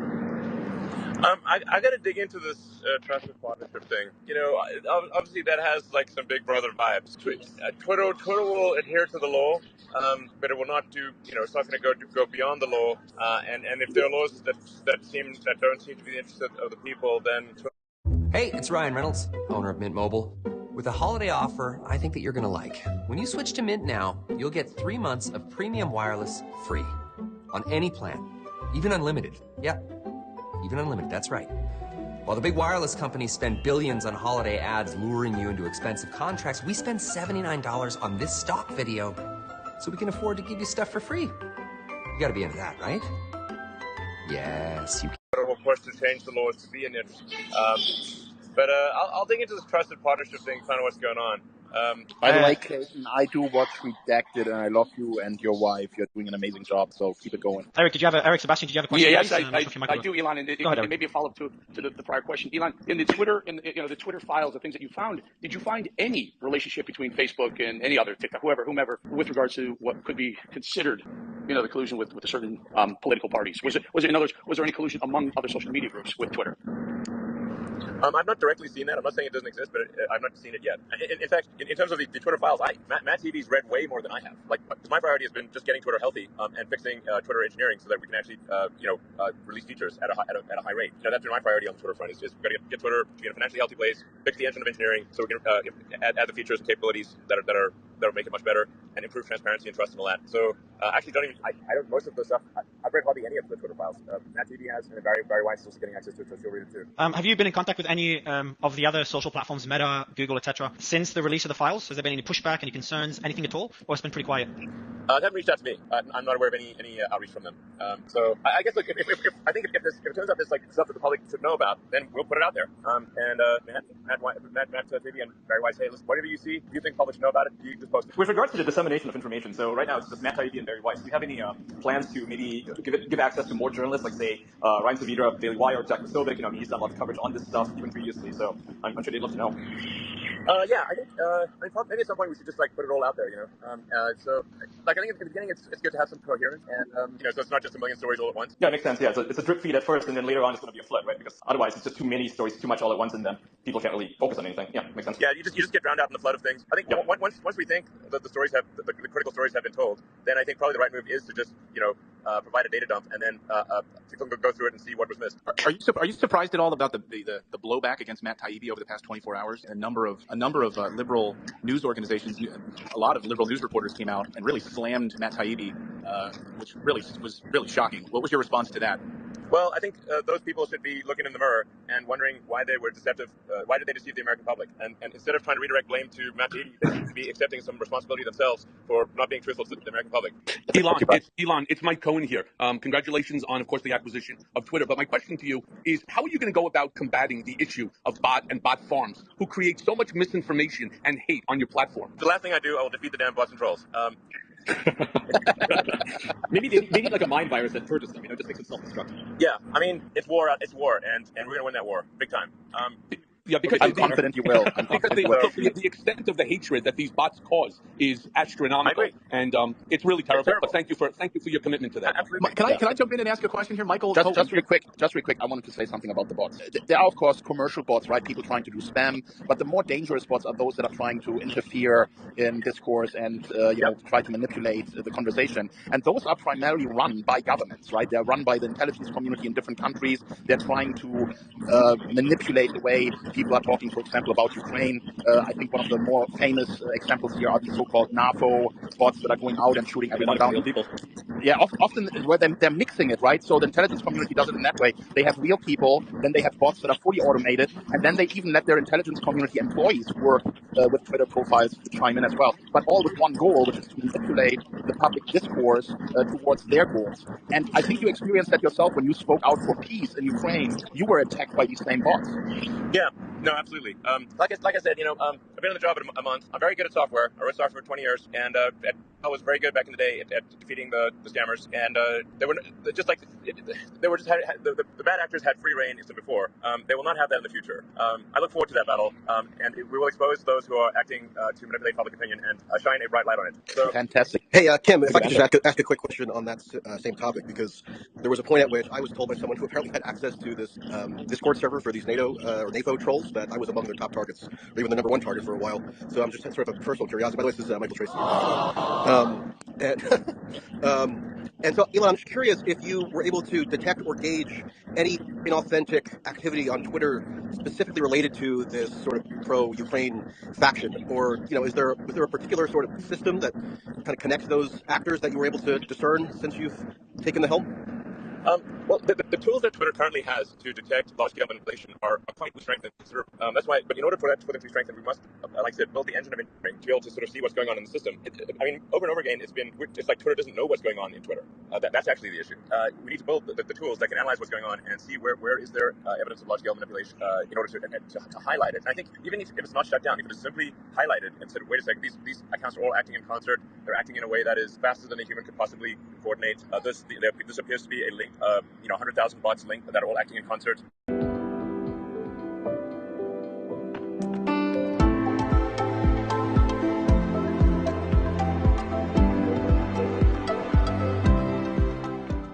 And to say and expose them essentially, but those software tools need to be written, and they have not yet been written. So but they will be. I have written those tools, so I can give them to you. Right, Elon, wouldn't it be easier if you were able to use some form of two-part authentication in order to ensure that the individual... You've dropped out, Ian. You've dropped out, Michael. Oh, you're back. Yeah, go ahead. Yeah, Elon, would it not be easier to just use some form of two-part authentication to ensure that the individual is who they say they are? Yes. Now the game plan with the sort of blue verified thing is that right now it is there are problems on many levels. It's too cheap to have a bot. So or even a troll. Like it's not just that somebody's operating a bunch of 10,000 instances of Twitter accounts in a bank of PCs. It's like you can have a warehouse with, and there are many parts of the world, like warehouse where there's just banks of phones that actually are operated by people. The challenge right now. So the challenge is actually you have to make it more expensive to have bots and trolls. It can't be like it's like a guy sitting in front of 8 phones, right? That's just how they operate. Exactly. So it's like the farms are guys sitting in front of 8 phones. Yeah. Well, unfortunately, the disinformation budget for the CIA for these NAFO bots is over $100 million. I mean, even if you throw $8 per month per account in front of them, it's not. Is that really going to stop them? Not the $8. If it was purely, then I think they could overcome a budget challenge. But also then having to have a huge number of phones and a huge number of credit or debit cards these all amplify the difficulty. And then having if you want to do it such that that you can't find any connection between 100,000 phones and 100,000 credit cards and 100,000 authenticated phone numbers, that's very difficult to do. Just the logistical difficulty of that is really high. So it's more like you need to process some amount of money through the payment system in order to piggyback off the authentication of the payment system. So $8 is kind of like a random number, obviously. But there's another thing that has to be accomplished simultaneously, which is that Twitter cannot be so heavily dependent on advertisers. So this is an attempt to kill two birds with one stone, which is build a source of revenue that is not advertiser dependent, so the advertisers do not have too much sway over what happens on Twitter, and also use the payment system as an additional means of identifying and stopping large-scale manipulation of the system. And just to add on to that, when you have a lot of users signing up, their advertisers are going to realize that these are real people, right? They're all verified individuals. That will make them want to advertise on the site. So it's win-win, right? Yeah. Hey Kim, can I ask a quick follow-up to my question? Would you mind? Okay, I have to just stop this for a second because everyone is talking over each other. Elon just made a really important point, which is that he has more freedom to do what is good for his users if he is less dependent on advertising. So there's a large group of people here. I think everyone who appreciates what Elon is doing for us right now in this fight for freedom of speech should support him. And the best way you can support him is to become a subscriber at Twitter. You're using this great service all the time. If you want him to have more power and more freedom to achieve these goals for us, well, make that $8 a month investment. I think it's really worth it. Did Elon already say when he plans to reinstate the verification, the $8 verification process? Yeah, Elon, you're muted. Elon, you're muted. I was going to tell you because Kim muted everyone. Sorry, I think to sometimes mute me, I guess. So I think we're probably about a week away. Basically this coming week we should be able to restart the verification process. Will it be global or is it just the U.S. still? Actually, I'm going to discuss that with the team. So this time for verification, we're taking some additional steps where one has to be phone verified with a known good carrier, a known good phone carrier, and we'll also we'll offer people the opportunity if they want to do ID verification, kind of like what Airbnb does, similar thing, and they do that all around the world. And then you'll be able to look at an account and say this account is payment verified, it is ID verified, optionally, and also to establish organizational affiliation. Do you actually have affiliation with this organization? And providing organizations with the ability to define to state which set of users are affiliated with that organization. So, like, are you actually a professor at Stanford, or are you actually, for example, a reporter at the New York Times or whatever, or an employee of PepsiCo or whatever it is? Just generally to have granularity and nuance to. Okay, let's be real. Yes. Most holiday gifts are... Oh, it's not what I wanted. But they don't have to be. Give Masterclass and give them thousands of lessons from the world's best. Your writer/filmmaker in the family, your soon-to-be CEO friend, you've got them covered. Great. And right now, when you get Masterclass for someone else, you get a second membership for yourself free. What are you waiting for? Give one, get one free. Masterclass.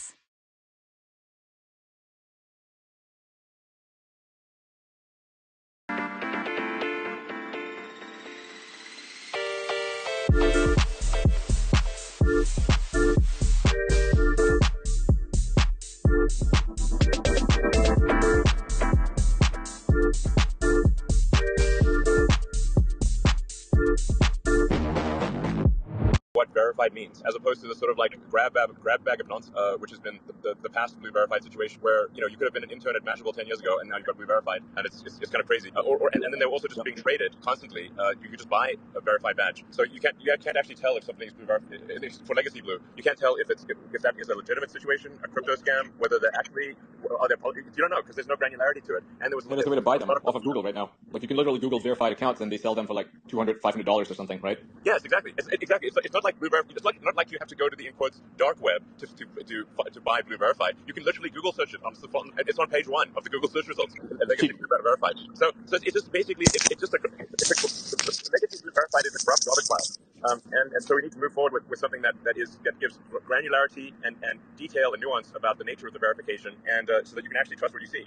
Elon, you said some really admirable things about freedom of speech and your commitment to it and its role in the future of humanity. You didn't answer the question about supporting protesters in China and Iran. Is there freedom of speech for Chinese people important for the future of humanity? In China. Just so you know, like Twitter is inaccessible in China. You need a VPN, so it's kind of a pointless question.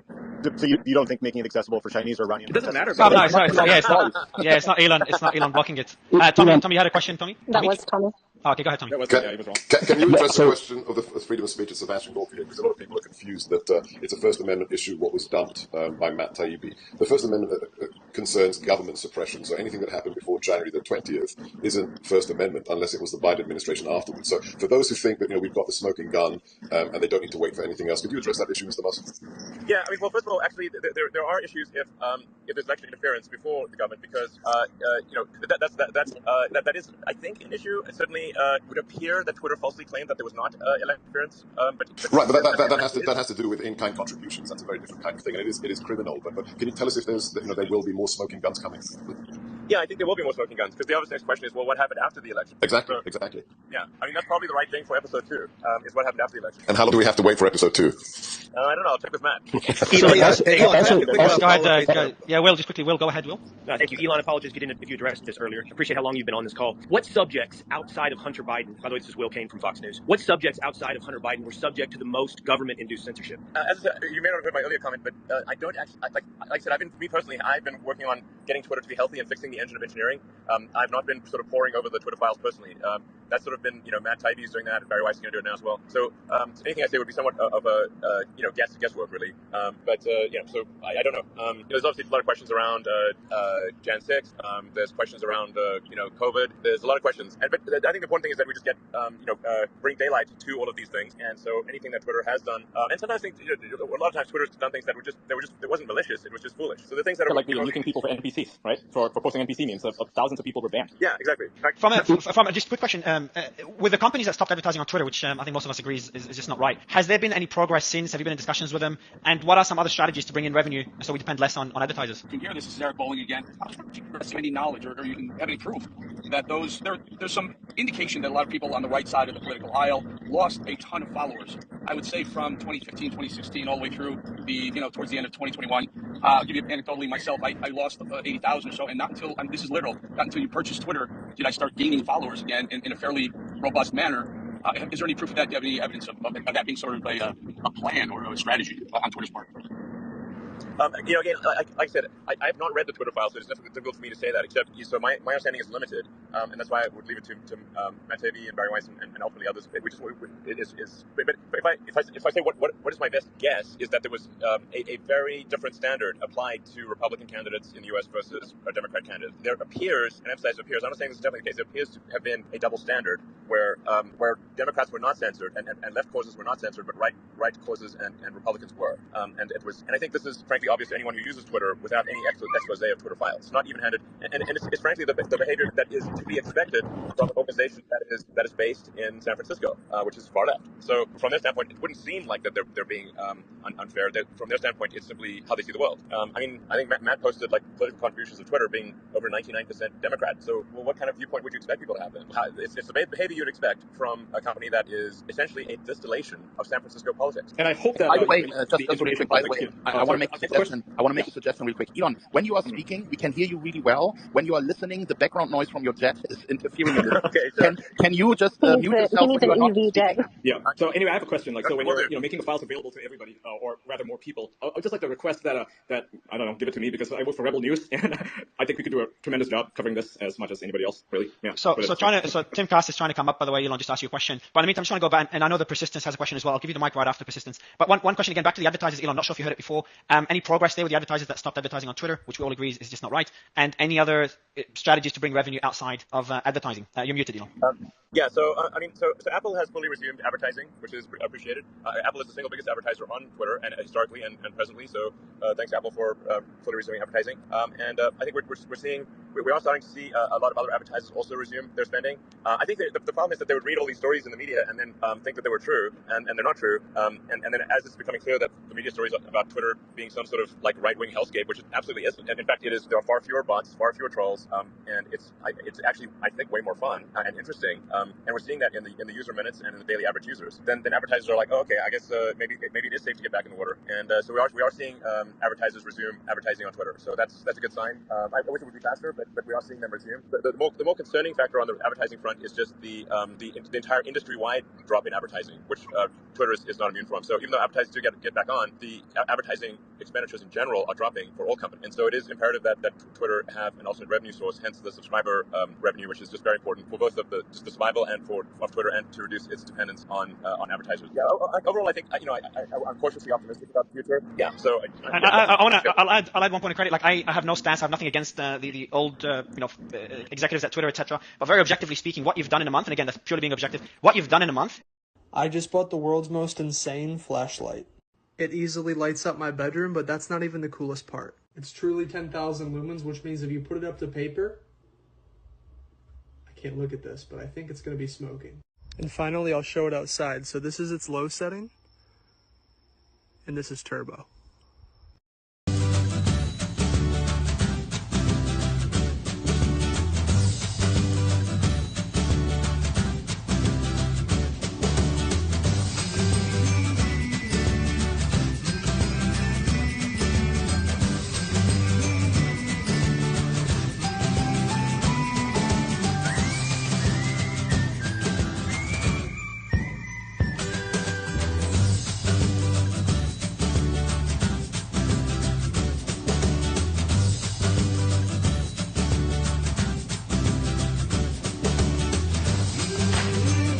It's fucking insane, the amount of progress that you've had and where Twitter is at now in such a short period of time. So not that you need more credit because you're getting a lot here, but I just want to add to it as well. I'll give the mic to the Persistence who's been waiting for a while, and then Spike. Go ahead, Persistence. Well, on from the same topic, the social media. My question is, do we have any information on advertisers threatening to pull money from Twitter if Twitter did not adhere to a policy? And additionally, do we have any information on congressmen or women who have threatened legislation should Twitter not adhere to a certain policy? And last, I was really intrigued by your comment on positivity and negativity in tweets, you saying that positive tweets would go further. And I just wanted to see what would constitute the measurement from Twitter that would make something positive or negative. Thank you. You muted now. Oh, you're back. Yeah, sure. Well, the advertisers, for the most part, the advertisers are quite rational in that, especially if you're advertising a family-friendly product that you don't want to be sort of like, let's say you're advertising a Disney movie, you don't want to have like some super negative sort of hate speech or and also a movie or whatever, and you also they don't want to have not safe for work content right next to ads for children's toys and stuff like that. So that stuff is quite reasonable, and I agree with advertisers have a right to have their advertising be next to non-advertising content that is consistent with their brand. So that really just means like is not attempting to monetize with advertising content that advertisers are uncomfortable with. So I think in general it's been okay. I mean, I think there has been some overzealous action by activist groups that pressure the advertisers, that then in turn pressure Twitter. And we're trying to sort of that I thought was somewhat unreasonable. But I think it's going to trend in a good direction going forward. But I'm not sure. But it looks like it's headed in a good direction. Like I said, advertisers are returning to Twitter. Apple's back at full ad spend, and I've had a number of conversations with the advertiser groups, and every time I've had those conversations, the advertisers have responded positively. And I've also just because they're like, I mean, they basically they end up reading the sort of mainstream media, and it's like and then they end up with all the wrong impressions of what's going on. And I said, well, have you tried using Twitter? Do you see these things for yourself? And they're like, oh, actually, it seems fine when we use Twitter. Like, yes, that's because it is fine. And so then, and then I also tell them, like, look, as we try to grow Twitter's user base, if a new user comes on Twitter and then is immediately attacked by trolls and dumped on, they're going to want to leave. So because who wants to go? It's like going into a party or something, and everyone just starts yelling at you. You're going to want to leave that party. Twitter does need to be a more welcoming environment for new users, and so the incentives are actually aligned. That if people come on and they see interesting, funny tweets, things that where they learn something new, or it's entertaining, it's funny, it's like that's the kind of thing that we should see more of, and that's consistent with what most advertisers want, I think, and what Twitter wants in order to grow the user base, and then just generally over time, it's like kind of people can be to some degree choose what sort of experience they're like, just like you can choose a radio station. Like some people want to listen to sort of smooth jazz, easy listening, or they may want to go to pop music, or they want to go to heavy metal thrash, and to each their own. Or if this was do you want to have like full contact martial arts, or do you want to have light contact, or do you want to do yoga? And you can decide what kind of experience you want. That's going to be important in order to have Twitter appeal to a broad audience. Yeah. So that's the rough game plan. Tom, Elon, you had mentioned. Just wanted to ask really quick. He had mentioned different color check marks for verification, different entities. Was that still going to be part of the new verification process? Yeah, so again, like the goal is like to say, how do you convey people using Twitter as quickly as possible and as clearly as possible what they're seeing? So there will be a gold checkmark for commercial organizations, a gray checkmark for government, and a blue checkmark for verified individuals. And then there will also be an organizational affiliation logo. So like next to your check, if you, let's say, a verified user, if you are a professor at Stanford and Stanford is participating in identifying who is a professor, then there would be like a tiny Stanford logo that would appear next to your blue checkmark. So then as you're scrolling, it's like, see, oh, this is actually a Stanford professor, or this person actually does work at Coca-Cola, and there's a clarity there. Will there be a process for this to apply for an organization for, let's say you're part of a small news organization and you want to apply for the status? Will it be available to the public, or is this something that's going to be very selective? No, it will be available to the public. So it's sort of so it's not going to be like an anointed set of companies. Now there will be a strong policy against impersonation and deception. So if someone's attempting to deceive users, then their account will be suspended. That's yeah. I've got a question here. I'll give it to Tom, just by a pretty notable person that doesn't disclose their identity. But it's a simple question. By the way, anyone that has a question, you can DM me. The team is checking all the DMs. The question is plans for crypto Twitter payments, whether it's going to be like WeChat or whether you have plans at all. Dogecoin. Yeah, exactly. Oh hell yeah, Dogecoin to the moon. To the moon. Yeah, I think we do want to have Twitter enable both regular payments and fiat currency and make.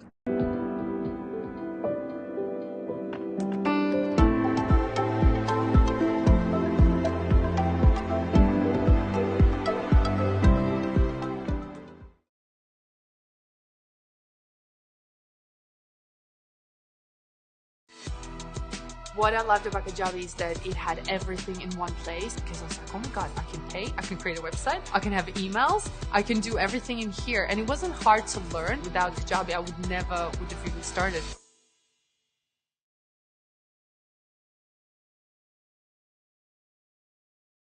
Make it easier to transact with crypto. Yeah. Okay, I've got another question here from a big YouTuber as well. Elon, one of the first. So they're asking, they want to bring YouTube creators to Twitter. What's your plan with? What's your Twitter creator plan, if there is one? Yeah, so for video, we need to upgrade the Twitter system to be able to have longer video, and then enable creators to derive revenue from viewership, which is a combination of advertising, and these are obviously things that need to happen. Like I said, in order for these to happen, like you can have a wish list a mile long, but if the engine of engineering is not fixed, the wish list is not. So that's why I am focused on Twitter engineering first and foremost.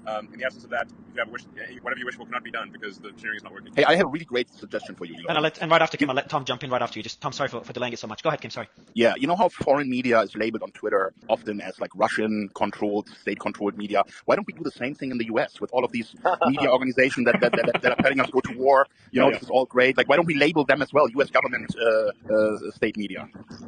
No, I think that's a good idea. because like it's like SBF gave so much money to different media organizations that, and then they just write these puff pieces, and it's like, okay, we should be labeling that SBF affiliated media because it is. Like if you're gonna write a puff piece about someone who gave you a ton of money, then the public should know that you maybe have a bias. So yeah, I mean, I think it should be if something is taking direction from the state, then that information should be made clear to the readers. Like who really has editorial control should be clear.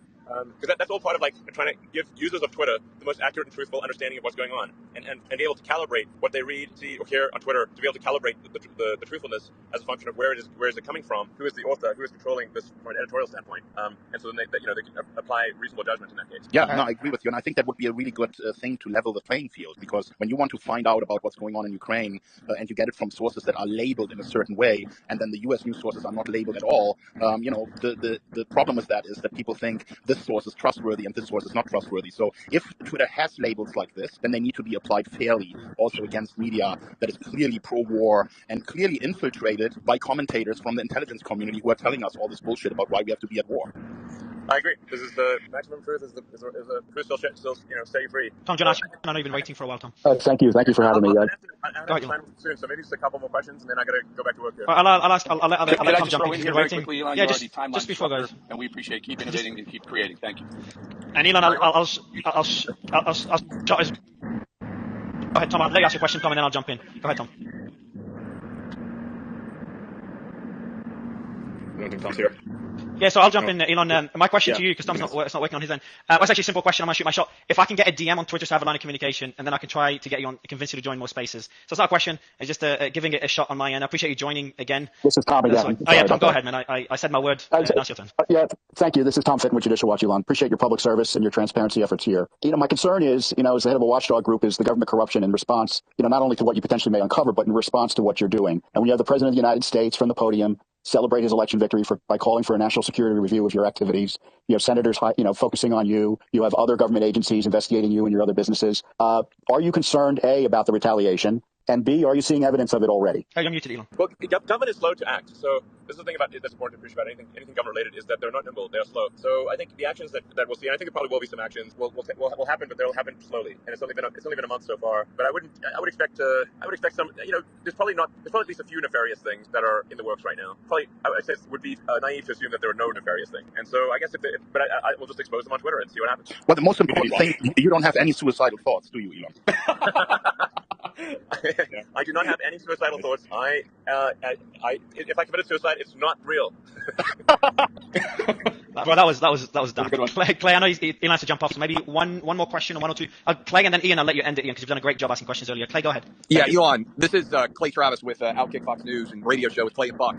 You said earlier, and I think it's so important, that you were thinking about just letting everybody know when you get a governmental request to censor someone or take down tweets. What kind of process is in play there, and to what extent can that happen? Because I think you're right. The sunlight of the government being embarrassed when they're going after James Woods, for instance, would drastically reduce any attempts at censorship. What's the update there? What kind of time frame? And do you think that's able to be implemented? You're muted, Elon. I mean, as I said earlier, Twitter will do whatever it is allowed to do within the boundaries of the law to be as transparent and open as possible. And even if we currently are, and I don't know this to be the case, but if we are currently restrained by the law, I think we will push to have the law modified to reduce those constraints, because I think we have to, we have to fight hard for free speech, which is the bedrock of a functioning democracy. And I think you'll see the proof will be in the pudding, and in the coming months, I think you'll see dramatic improvements in the transparency and trustworthiness of Twitter. Hopefully you've seen at least some of that already, and it will get better, and I think it will get better in an accelerating way, provided I don't accidentally suicide myself, which I'm not going to do. Elon, thank you so much for your time today. You have been such a blessing to join us, to give us your insights. I really appreciate it. Don't forget to make that poll for Edward Snowden and Julian Assange. Yeah, it would be interesting to know what the public thinks of these two people and what they're fighting for. I will do the poll, and I'll emphasize that I'm not making a judgment here. I'm just asking the people. I'll do it right after this Twitter Spaces ends. Just asking a question, right? Asking the public a question. That's right. Taking a poll. Yeah. I'm not so I have a question. Okay, this is just a question. I'm not. Okay, so I've got a question since this is the last one. What message do you have for all the haters and losers out there who are making fun of you or attacking Twitter, said it was going to die like 4 weeks ago? What's your message? Twitter is alive, baby. It's alive. Hell yeah. More alive than it's ever been. Hell yeah. Beautiful. I look forward to the test call right here on Twitter with you, Elon Musk. Yeah, well, I think it will work. I got the DM, so I assume the promise you made you, Kim, and the promise you made you, Tara, should go through. Elon, really appreciate you, and hope to see you again. My DM, Mario. Hope to see you back. Hope to see you again soon, Elon. I really appreciate it, man. Thank you, Elon. All right, thanks, guys. Bye. I told you it was worth listening, and this is the kind of stuff I talk about all the fucking time over on my Patreon account. If you're not already a member, you know what to do by now. There's over 230 videos, many of them diving down these very same rabbit holes, plus plenty of other stuff as well. The kind of shit that will literally get me cancelled if I discuss it here on YouTube. I'm always walking a fine line, so if you're not already a member, head over to Patreon with the card in the corner, or the link in the comment. I'll see you over there. Love ya.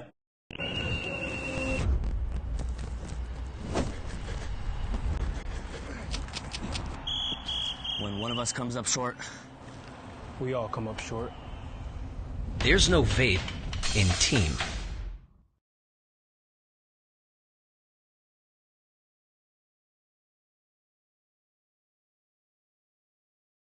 Pursuing them was like sort of bragging about his like living large in Bangkok, having a lot of cryptocurrency, having a web development firm, which is the front company. So all these like things kind of pointed to him. But then, as always, it's about following the money. In this case, it turns out that Kaz was paying for a premium account on Rushdi, and they subpoenaed his PayPal account, found that he was paying for this account, and the Romeo, Alpha O2, Alexander Kaz, they're all one person. And that actually, aside from just like, you know, the fascination of like law enforcement agents at the DEA and FBI like poring over the details of this guy's sex life, but also he brags as Romeo about his laptop encryption and how he like, you know, has done this as like his perfect OPSEC, operational security. But then also, as Romeo, you could see when he was online, because Rushdi, this forum, has like an icon next to every username, and it's, you know, if it's green, that means they're active at that moment. So the DEA actually was like a DEA agent in Bangkok figured this out. She became Jen Sanchez. Exactly, Jen Sanchez, who was like the kind of most like most deeply involved DEA agent in Bangkok, perhaps. Her boss, Will Guzman, was like part of the case as well. But she was the one who figured out that you can see when he's online, and that means you can see when his laptop is open. It turns out. So that was a huge. I mean, it's like, you know, I think Kaz probably. Dreadbetter Roberts had like this public persona. He loved to spout all this political philosophy and stuff and sort of soak up the adulation of the Silk Road community. But Kaz was not like that with Alphabet. He was very much like all business with his drug market. So I think he needed an outlet to sort of like show off, and that was unfortunately for him like this essentially like a sex forum where he just bragged about all of the Thai women that he was picking up in his Lamborghini and sleeping with like on these extramarital affairs. Always comes back to the pride, man. Some way or another comes back to pride. Like and hubris is like the downfall of all of these guys. And Alpha O2 was so careful, but Romeo was like not. His other alter ego was where he truly kind of got caught in a sense, because that allowed them to trace his movements. They could like see that he would like basically they would like follow him physically, see that he would like pick up somebody in his Lamborghini, take them to his second home or to like a love motel, and then they would see him like live blogging the sex that he'd had the next day. So all this stuff. So that allowed them to hatch this plan that involved half a dozen undercover agents. Most of them were Thai. The Thai police and the Thai's like, equivalent of the DEA was hugely involved in this too. So on July 5th of 2017, they assembled this whole kind of undercover operation with somebody pretending to be a gardener, somebody pretending to be like an electrician working on a telephone pole, and then American DEA agents, the one Will Guzman I just mentioned, was pretending to be like shopping for real estate with his Thai wife at a house next door. All of this, and then this other couple, two women, undercover Thai female agents who were pretending to be like just having taken a wrong turn down the cul-de-sac where Kaz's house was. I mean, all of this is happening at the same time. It's kind of ridiculous. They drive this Toyota Camry down the cul-de-sac and then pretend that they're lost and are trying to turn around and then crash their Camry into Kaz's front gate, which is all a ruse designed to get his attention and pull him out of his house and hopefully even to leave his laptop open. And they do this, of course, when they can see that green icon on Rushdi is active. Like they know he's logged, he's there. But at the same time, by the way, I didn't even tell this like branch of the investigation, but they had to identify the Alphabet server, which they did. This is actually Tigran and Barian on Chainalysis who did this. Back at the IRS. Yes, exactly. Who like came up with this still secret technique to identify the Alphabet server, which they are now trying to like access an image. Maybe we can come back to like this technique they used, but however they did it, they found that it was in Lithuania. They have agents in Lithuania at the same time who can see that Kaz is logged in to the server, and then accidentally pull it off. They actually accidentally crash the server as they're like examining it. And this is prior, obviously. This happens just minutes before the whole sting that they're planning. Wait. Were these guys? Was Tigran and Chainalysis aware that the thing was going down? Definitely. Okay. Because I know they were a separate organization. Initially, like they, when they found the server, when they used the secret technique, Chainalysis had no idea that the bust was planned for just days away. Okay. So by this time, by July 5th, it's all coordinated. Chainalysis is no longer involved, but they helped to find the IP address of the server. So they unintentionally crashed this, obviously. Exactly. And they're now thinking, oh my God, like Kaz, he's going to know something's up. He's just going to shut his laptop, and that'll be enough for us to be screwed, essentially. Hold on real quick though. That way that they found in there, that secret way that they're not sharing. Is this another potential government warrant on this problem? It's a good question. Yeah, I mean, I spent a lot of the reporting of this book trying to figure out that secret technique, and I do explain what I'm pretty sure it was at the end of the book. Whether it was illegal, like I haven't really. So first of all, Kaz is a Canadian. Does that? No, Kaz is Canadian. He's in Bangkok. The server is in Lithuania. Mm-hmm. Could they catch him with this? Even if he were American, would he not face that same catch-22 as Ross Ulbricht? Like he's got to claim it's his server to have any privacy rights to it. I mean, it's a weird like paradox that you can catch these people. But also the fact that Kaz is a Canadian living in Bangkok. I'm not sure he has like that the U.S. law enforcement has to get a warrant for his server. I don't know how that works, because then if they try him out of the U.S. though, isn't he? I don't know. That's a law question, legal question. It ultimately wouldn't matter. Wouldn't matter. We'll get to that. But yeah, people can read that in your book. That part, the rest of that. That's fine. I just wanted to know if there was something possibly there. It's like a good, I don't know, review. But also maybe we shouldn't spoil it. But it's also like a bit of a technical story. So, but like I think I did figure out what they did, and there's a kind of like surprise reveal at the end of the book. I actually, just in the very last phase of the reporting, I think I mentioned a leak from Chainalysis earlier, and that is how I figured that secret came out as well. But anyway, they crashed the server right before this is minutes before this is supposed to go down. So then everybody, this whole team, there's like 6 undercover agents on Kaz's block and surrounding his house in different ways. Like the DEA agent and his fake wife are in their house. They've got eyes on his house as they pretend to shop. Like the DEA agent is like trying to distract the real estate agent while his partner is upstairs, like Ben surveillance on Kaz's home. And then they have a feed of like a real-time video feed from the DEA agent's car, from the Toyota Camry. Also, so there's a whole war room of agents and prosecutors, Americans who are a few miles away, Bangkok, while all this unfold. And they're like, oh shit, server down. You need to take them now. And that's when these 2 agents in the Camry crash it into Kaz's gate, and that's kind of like the beginning of there's like a quick succession of events where first it didn't work. And Kaz, you could see that he opened like the window of her bedroom slightly. And they're like, oh, it got his attention. Maybe he stepped away from his computer, but it's his wife, who's by the way 8 months pregnant, who comes down. And they have to like do this whole pantomime of like the undercover agents who crash the car, like, oh, sorry, can we pay for the damage? Can you please get your husband to come down so I can figure this out with him? And Kaz does come down in like his gym shorts and shirtless and shoeless. And they go into the house. But well, at that point, the fake driver for the real estate shopping couple comes out, and he kind of like, I mean, it's an elaborate story, but like, basically, he pretends to be helping Kaz gate the gates. But then somebody gives a signal, and the guy who was the electrician, I believe, puts on a police vest and starts like sprinting towards Kaz to arrest him. And the same thing, the other agent hiding in the backseat of the real estate shopping couple's car comes out. Kaz, when he sees the agent running towards him in a police uniform, realizes what's going on, like tries to spin around. He knows he has to get back in the house on his laptop. But at that point, like two and then 3 of the agents are wrestling with him. The one who was hiding in the backseat goes by the nickname M, and he kind of breaks free, allows the other cops to wrestle with Kaz, and M just notices that his job is sprints into the house through the gate that's been like open. Yeah. Up the stairs. He's actually like studied the layout of the home. I mean, this is all very carefully planned, and takes steps 2 by 2. He thinks that the computer is going to be in the guest bedroom, but it turns out that Kaz had last guests from the candidate who were sitting in there. And he's like, oh, sorry, and he turns around, goes into the master bedroom, and finds that Kaz's laptop is there and still open and alive, logged into Alpha Bay. The whole case is so that's Kaz is arrested. Got his laptop. He, like Ross Ulbricht, even had like a net worth, spreadsheet on the computer. This is like a different kind of. It's like the hubris of full disk encryption. You think you can store this? Yeah, do whatever you want. You gotta make it the same way. Pretty much, it just like got much harder because he's in his home, but they didn't get him. He's taken to Thai jail essentially.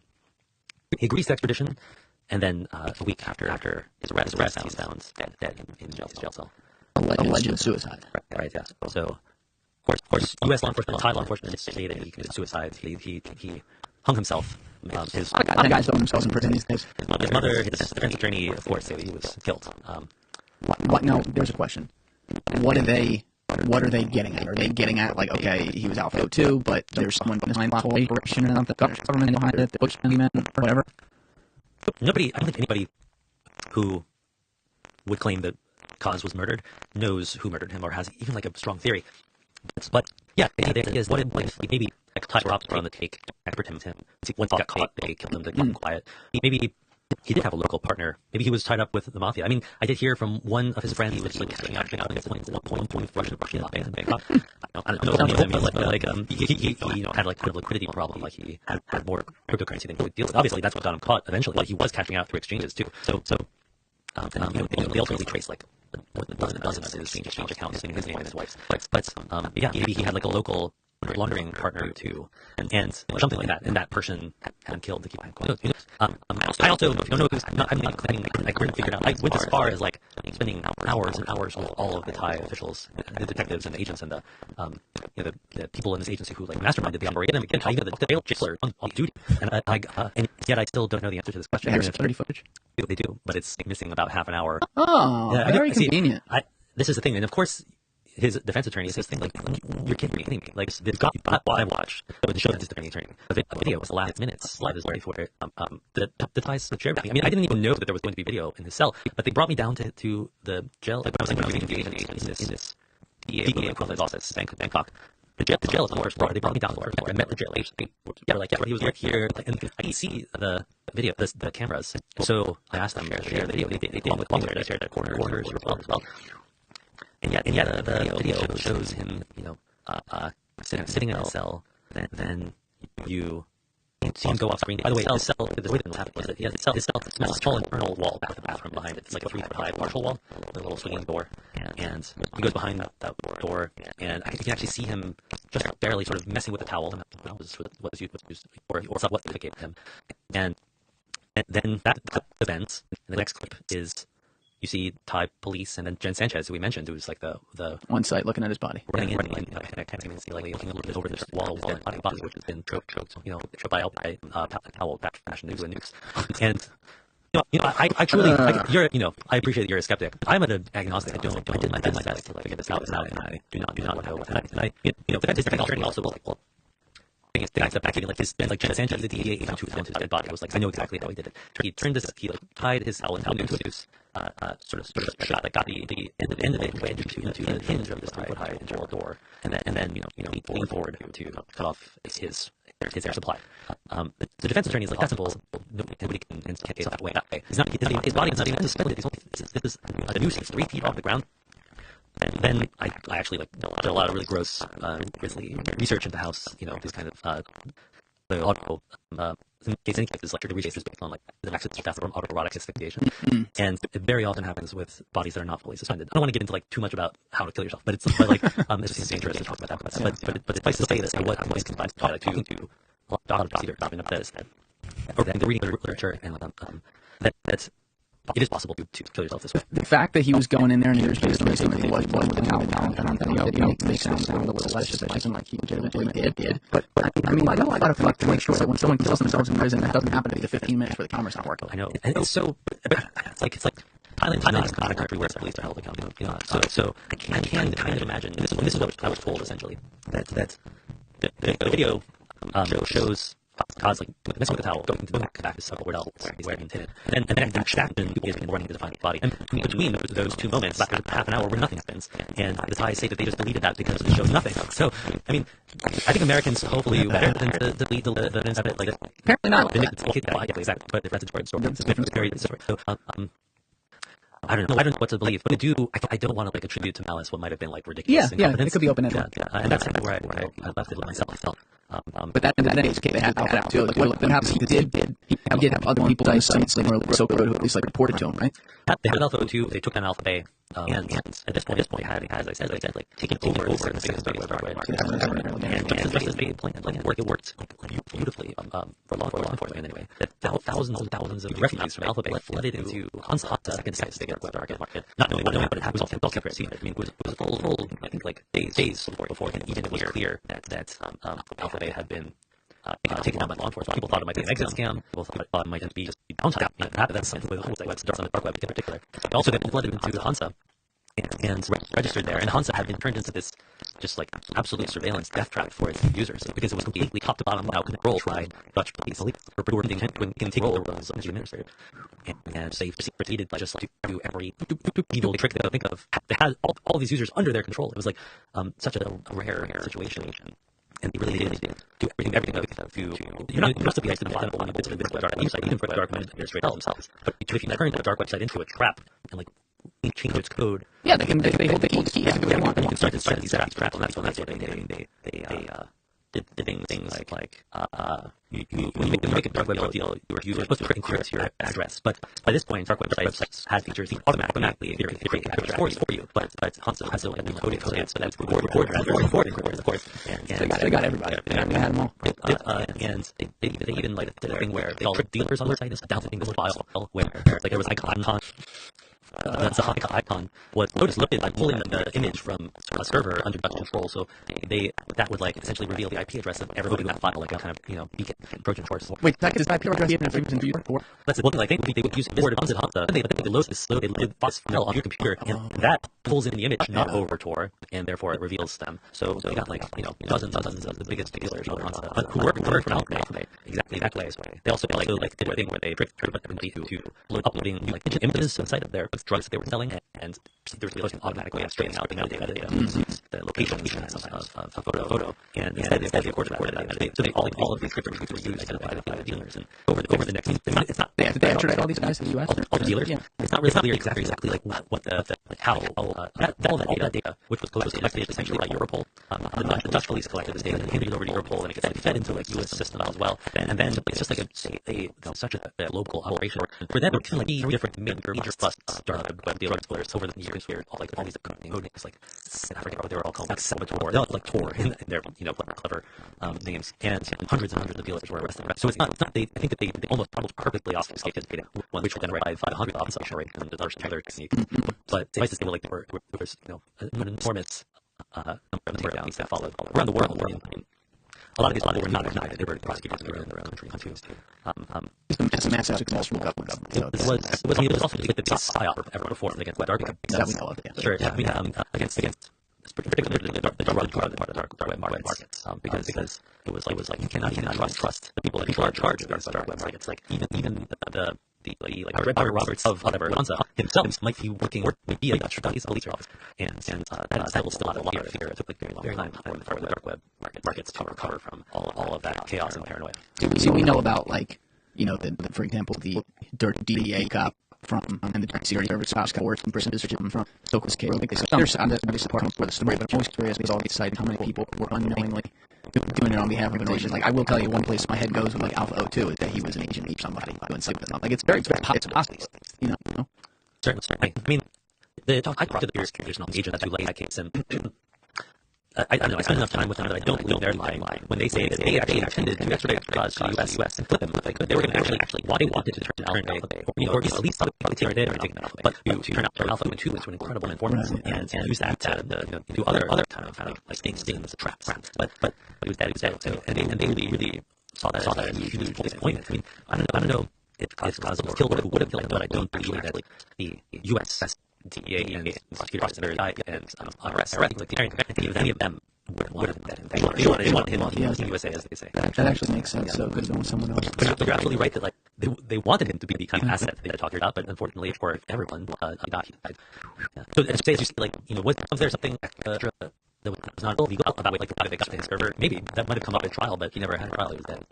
That's just it, and it's one of those. It's like we're never going to know now because like someone can't talk to the guy like that with crazy icon they had and everything. And one of the things we're not really going to get too into because we're coming up on the end here. But another one that was a huge standout in there was the whole case against like the I forget what the new term is for now, but the term is so what we know the Osborne talking about it in media, but they were able to use.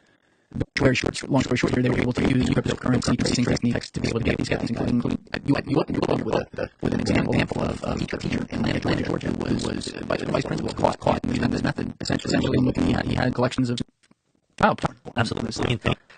I mean, actually, was in charge that vice principal was charged with use of his school. And this case, which again, T. Green Barry at the IRS, who on his way home from Bangkok, like calls up Chainalysis to see like do they have any new leads. Chainalysis takes him off this collect video that turned out to be not only updated CS child sexual sex use video market in the dark web, but also one that actually demonstrates cryptocurrency, which is unusual. Usually these sites kind of people trade videos essentially, and that allowed them the IRS Chainalysis to trace out the entire network and the Amazon will summarize that they arrested 137 uploaders, downloaders, abusers, or children around the world, and rescued 23 kids. I don't know the details of those. They wouldn't tell me for the sake of those stories. I should probably want to tell a story in the book. But that's like a there's no that is some ways like the incredible proof of power. I think that they were able to cryptocurrency tracing alone almost every case. I got all of these pretty abhorrent individuals. Well, that's great. They were able to do that with that. That's just I don't know. Well, it's true. That's one of the things I can't fathom. It is.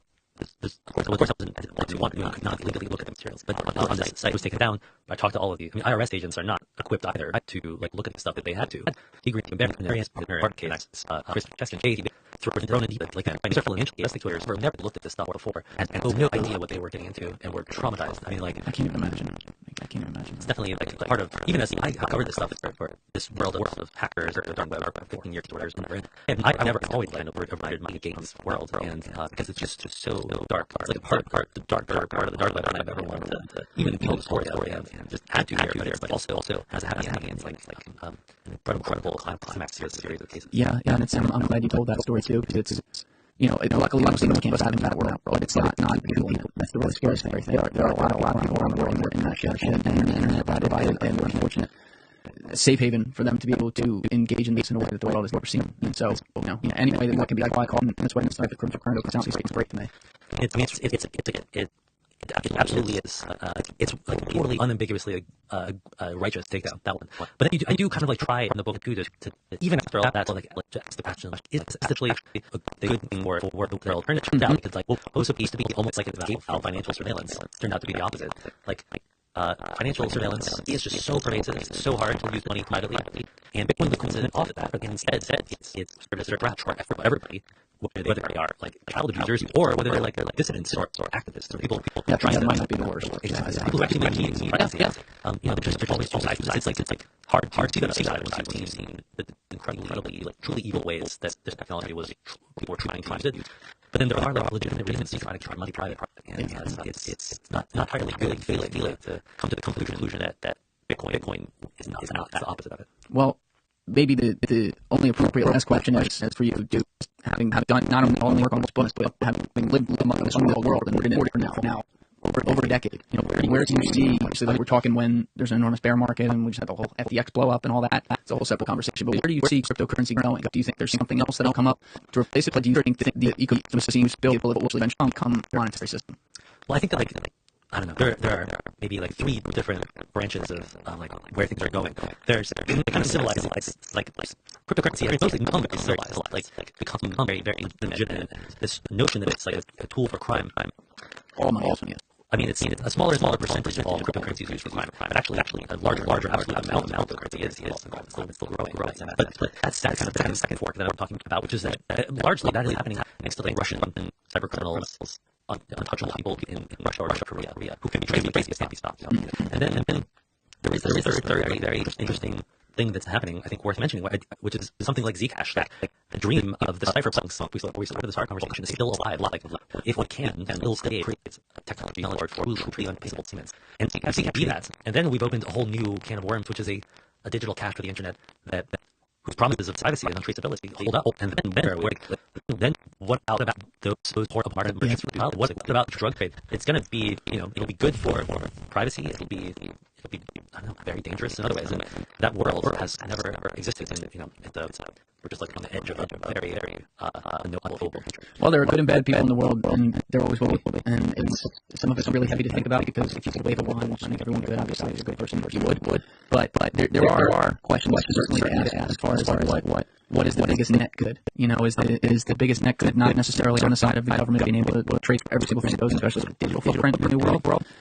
Could be that it's on the other side of that. And the other side of that's bad, because you give privacy, bad people do bad things. I don't know. That's why I'm not paid to give those answers and everything. But it's certainly, your book comes at a really good time, because as we move into this totally interconnected, globally internet world that we have now officially gone into, but it gets more and more iterated over time? These are questions that we got to ask. These are things that people got to become aware of. There is when things like money and your footprint, digital footprint became the summer event where you were able to sit in the world. That's where shit can get real scary. So I like the pathway you're on here, but again, you've kind of been on this since the beginning almost. Like you were at the early stages of this, and you're growing with it, and your story's growing with it. And so, as I've always said, I recommend you heavily. What is it, 3 now? Yeah, this is the third. This is the third one, and this one's called Tracers in the Dark. Once again, you can hit that link in the description to get it off Amazon. Highly recommend it. I'm like 2/3 of the way through. That's where it's phenomenal so far. But your last one, we talked about it in our last podcast, number 99, and Sandworm, more about that. What was the name of the first one about Julian Assange and the cypherpunks again? Yeah, it was called This Machine Killed Secrets, which was like a reference to WikiLeaks, right? Which is sort of like another thing that came out of the cypherpunks. But then, in the midst of that book, I came across the currency, and I wanted to do a book rather, I didn't expect it would be this story. But it did, and we talked about that one a bunch as well in the last podcast. Again, I really recommend that. But listen, thank you so much for coming back down here to do this. This did a great job. This series always makes me highly recommend it. And looking forward to seeing where we're taking next. Well, it's always a great conversation. I really appreciate it, Julian. Of course. All right, everybody else, you know what it is. Give it a thought. Get back to me. Peace.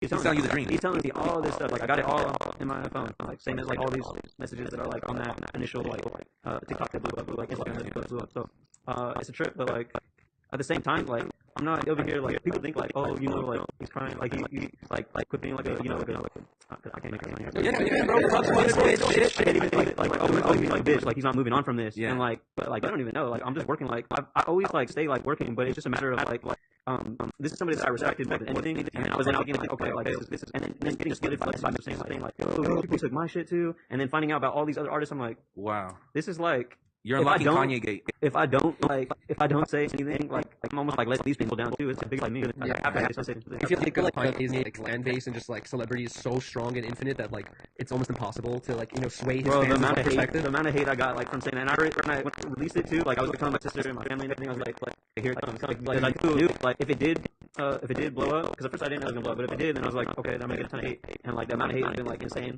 and like I love people like this telling me like, what's been the craziest hate comment? The funniest one to me is like people telling me like that's life. If people are saying that's life because that's what he said to me, but I'm just like, you guys keep commenting and it's just making my video more popular. You're making me famous, you're making me rich. So like, what the fuck do I care if you guys like say that? Like I wish nobody keep doing that, but please, like I'm telling you guys, like telling me that's life because it's not. Let's ban his comments. I'm just kidding. We all start a brand called That's Life stealing Kanye designs. That's the get back. Yeah, you might have to drop a comment that says that's life or get like some easy. I want to say one thing too. Like I'm not positive that Ye. So I don't want to say like. I want that to be clear. Like I don't know that Ye specifically could have been someone in the circle, but the platform of Kanye released a product, where they had some engagement. Yeah, with you.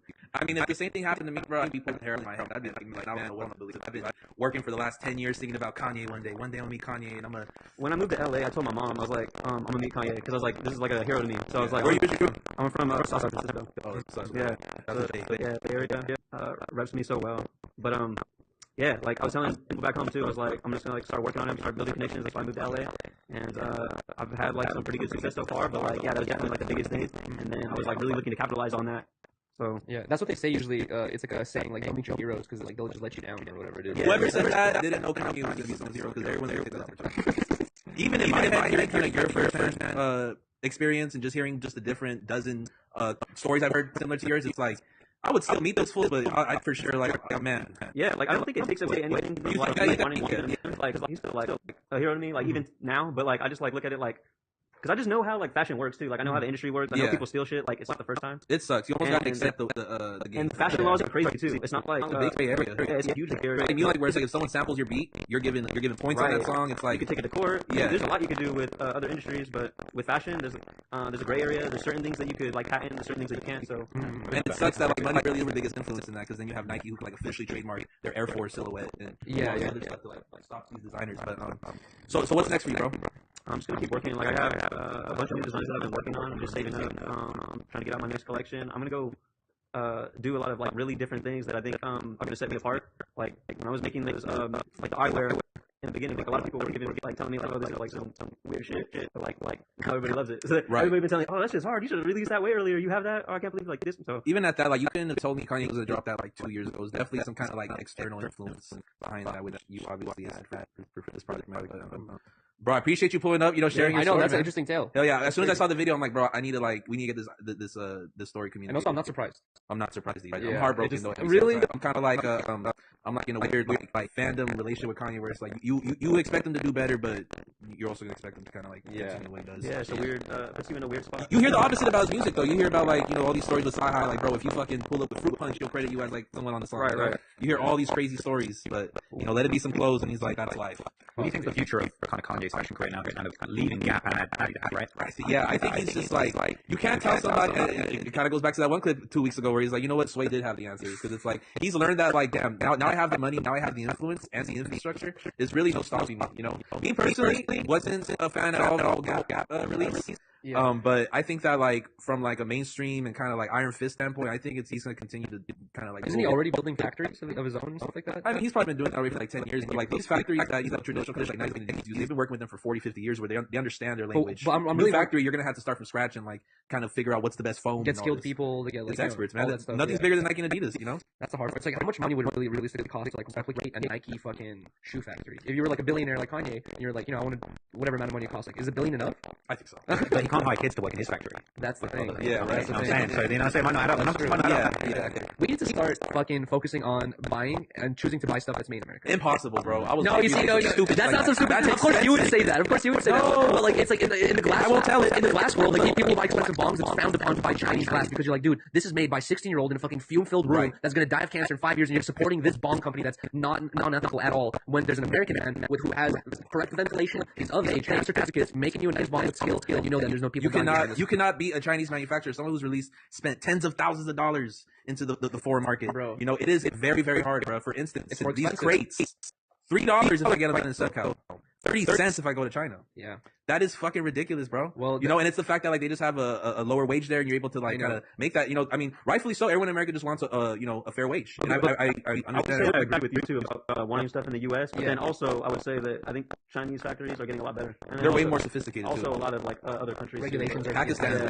Okay. Yeah. But also also gets the shoes made in Portugal. But I feel like American business owners, like production, people, whatever, like you make items and stuff to sell. It's like I feel like the first 10, 20 years, you guys are gonna have to try to bite the bullet. But then after a couple of years, we start having more and more factories built here. It's like it's gonna get cheaper and cheaper eventually, isn't it? No. We have no factories here. We have no factory workers here. Because we can't afford it. Because what happens when you have 500 people in a factory? Now you got, what I'm saying? It's way cheaper to get it. It's fucked up. The truth is China has America in a chokehold. Because they don't care. In a way, though, China has America in a chokehold, but America's like buying all the Chinese shit. It ain't looking too good over there. You know what I mean? Exactly. It's like this interdependence where it's like you're both kind of relying on each other. And it's kind of messed up because you've got this situation where it's like you want to buy American, you don't want to pay those prices of buying American. Yeah. But at the end of the day, everybody's standard of living in the US and beyond is higher because you can buy cheap Chinese shit. So it's true. Really, when you think about it, in the grand scheme of things, America takes the W on the whole situation. Yes. And the Chinese, I mean, some of what they got going on. Much like China and US. I mean, shout out to everyone. It's just like realistically America. I'm not even dissing America, but it's kind of like you guys got the best side. I think in the arms race, I don't want to get geopolitical, but I definitely see China kind of like becoming like the biggest power in like 5 years. They're already like, it's low key, it's unofficial. Like the biggest part, I think, in like. Well, think about this: how China has American in chokehold. They can be like, they can raise the prices, or they can just be like, hey, we're not going to fucking produce your items anymore. Then many people in America either go broke, you know what I mean? Like jobs are lost and all this shit happens. I think it's like it is a codependency where we could fuck them over, they could fuck us over. Yeah, but I think in like American spirit, they'll end up finding like another country to kind of like co-work with. In American spirit, they moved the production, I think, of iPhones from China to India recently. Right. So it's like they weren't really working with China. Yeah. Some of the slave labor and stuff they got going over there. They moved over to India. Kind of the same situation going on. Yeah, right. They just couldn't make it. iPhone would be like $10,000 if you make it. Yeah, bro. That's why they like to flex. It's designed in California, but the truth is, it's like they're getting made in California. Everyone's phones will be like 4 bands. When I got my Volkswagen Jetta a long time ago, it always says German engineering. You flip the bottom of any panel, it says made in Mexico. Everything's made in Mexico in my car. I was like, there's no German part about this shit, dude. I'm like, what the fuck? Mexico's also an industry, but I just don't even. I want to figure out how to send my money for production over there for sure. Oh, really? Yeah. I mean, that's a goal of mine for Support sure. the cartels instead. No, bro, support the factory owners and shit like that, and the cartel. Shout out the cartel. Got nothing bad to say about the cartel. Nothing bad at all, man. And yeah, but yeah, bro, I appreciate you pulling up, bro. For real, man. Thanks for having me. Good meeting you. So, you want to say your Instagram real quick? Yeah, you can follow me at the Frank Baca and Frankie Baca, Frankie.Baca. There it is. BAKA? BACA. Oh, BACA. FRANKY BACA. And FrankieBaca.com too. Yeah. All right, man. Hell yeah, bro. Appreciate y'all. Thank you, man. Yeah, likewise, man, bro. Good to meet you, bro. Appreciate you. Good to meet you. Sad story, but I'm not surprised. I'm gonna keep going. Let's talk it. Hell yeah, man. I feel like I've heard similar things, about Kanye and that team. You know what I mean? I feel like there's stories of him mentioning things. Well, not just Kanye. What's his name? Blasey had designed some T-shirt, and I think it was like Balenciaga or whatever it was. Like a couple of months later, they have used a it. Very similar design. So yeah, and we've talked. They made a whole clip about this, but I made a shirt for Chinatown Market a couple years back regarding the Tiger King, and there's very specific aspects to kind of just like placements, the way it's and just kind of like the whole ensemble was super influenced of they were influenced by that shirt and kind of made their own T-shirt. It was Balenciaga, right? Yeah, it was Balenciaga, and it is what it is. It's just kind of cool to know that I was like I ended up printed on a mood board somewhere in Paris. Yeah. But I would love to work with them though. I feel like I'd be able to kill some Balenciaga shit. Yeah. I'm dead ass like. Do you feel like it's just like as an artist, like you just have to nowadays? Back in the day, you go around and show your art book to everyone. You're like, I drew this, whatever it is. Like people just like, oh, that's cool, whatever it is. But like nowadays, like people want to post photos of all their things they designed or draw or whatever it may be, or sewn together. But it's like nowadays, it's dangerous to post that shit because you can have the smallest audience in the world, but guess what? Someone's gonna see it, they're gonna send it to someone else because they know a person who designs and blah blah. The next thing you know, someone's copied your shit. It's sure, but think about how because we're talking about like I be getting fucked up in the head about this shit. We're talking about like what's like permissible. Music it's super like night and day, like what's sampled and like what you owe. Fashion's a huge gray area, but I think the most fucked market is the food market, the restaurants. Why? Because you make a burger, you don't fucking owe the burger family any money. What burger family? Exactly. You Bro, know what I mean? The smash burger wave that's been going on in like just United States or like the Nashville hot chicken. Bro, they don't get paid for none of that shit, but people can make hella businesses over it. I think that like there's a video about the dude who invented the burger. It was not a family. It was just some guy who went into a bar. But they don't give no money. A random They don't drunk give, combination. But McDonald's doesn't give a single dollar to David Burger. You know what I'm saying? His name's not David Burger. You know what I'm getting at. It's just like it's just this random dude. But I don't know. I see what you're saying, but like also I've accepted it as a creator, bro. As someone who you could go on Amazon and find multiple products of mine on there for by like bootleggers for cheap, bro. Like I might purchase one actually. Like, bro, today Academics posted the fucking pro-choice. Oh yeah, how much did you pay for that, dude? I didn't pay a single dollar, and here's the thing, I'm cool with how many did your assistant pay? Nothing, bro. I'd have to drop 5 bands, and I'm not dropping that much without no fucking tag. I'm making it about the Blasey, not 24K Golden rocking the shirt. Shout out to 24K Golden. But nowadays, with artists as large as 24K Golden, with like labels behind them and shit like that, no one does free promo ever. That's an interesting. It's so weird that they promoted my. They could have stole your design and made some other copy, and that's what and he would have wore that, but instead he wore your shirt. This shirt, you know what I mean? What the truth of the matter is people are gonna see that shirt. They're gonna go through the okay, Blazy, whatever, made this product. They're gonna go on my page. It ain't for sale. Copy paste. They're gonna print their own. I'm seeing this is gonna be the next product to be like hella. Have you gained many followers since then? Not many. I mean, maybe like a couple hundred. But so you're not tagged. People have to. No, but shout out to all my supporters. I feel like I got like the realest fucking foot soldiers behind me. Woke up to like 100 fucking tags, bro. People just in other people's comments. No, this was Blasey. Everyone was commenting like, "Yo, where's the shirt at?" It's like bingo for them. They're just tagging me in it. It's like, bro, I fuck with y'all, man. Thank you so much. But I don't think I'm gonna drop that shirt again, though. I'm gonna let it be. You know what I mean? If bootleggers want to bootleg, fuck it. Yeah, bootlegging's a good sign, bro. That's a sign that you're hot. When people re-upload like my Patreon videos and stuff, I'm like, it's annoying, but it's also like clearly you're doing something right. Yeah, it's annoying people copying you. People copy my ideas. People like steal scripts and shit that I've done. But it's like that is a sign that you're doing something good. You're impactful. The lucky thing is you got unlimited designs and ideas up there. And you know what I'm saying? They ain't got that. They're just gonna copy, and that's all they got. And they're more on a reactionary pace than my end, where I'm doing proactionary.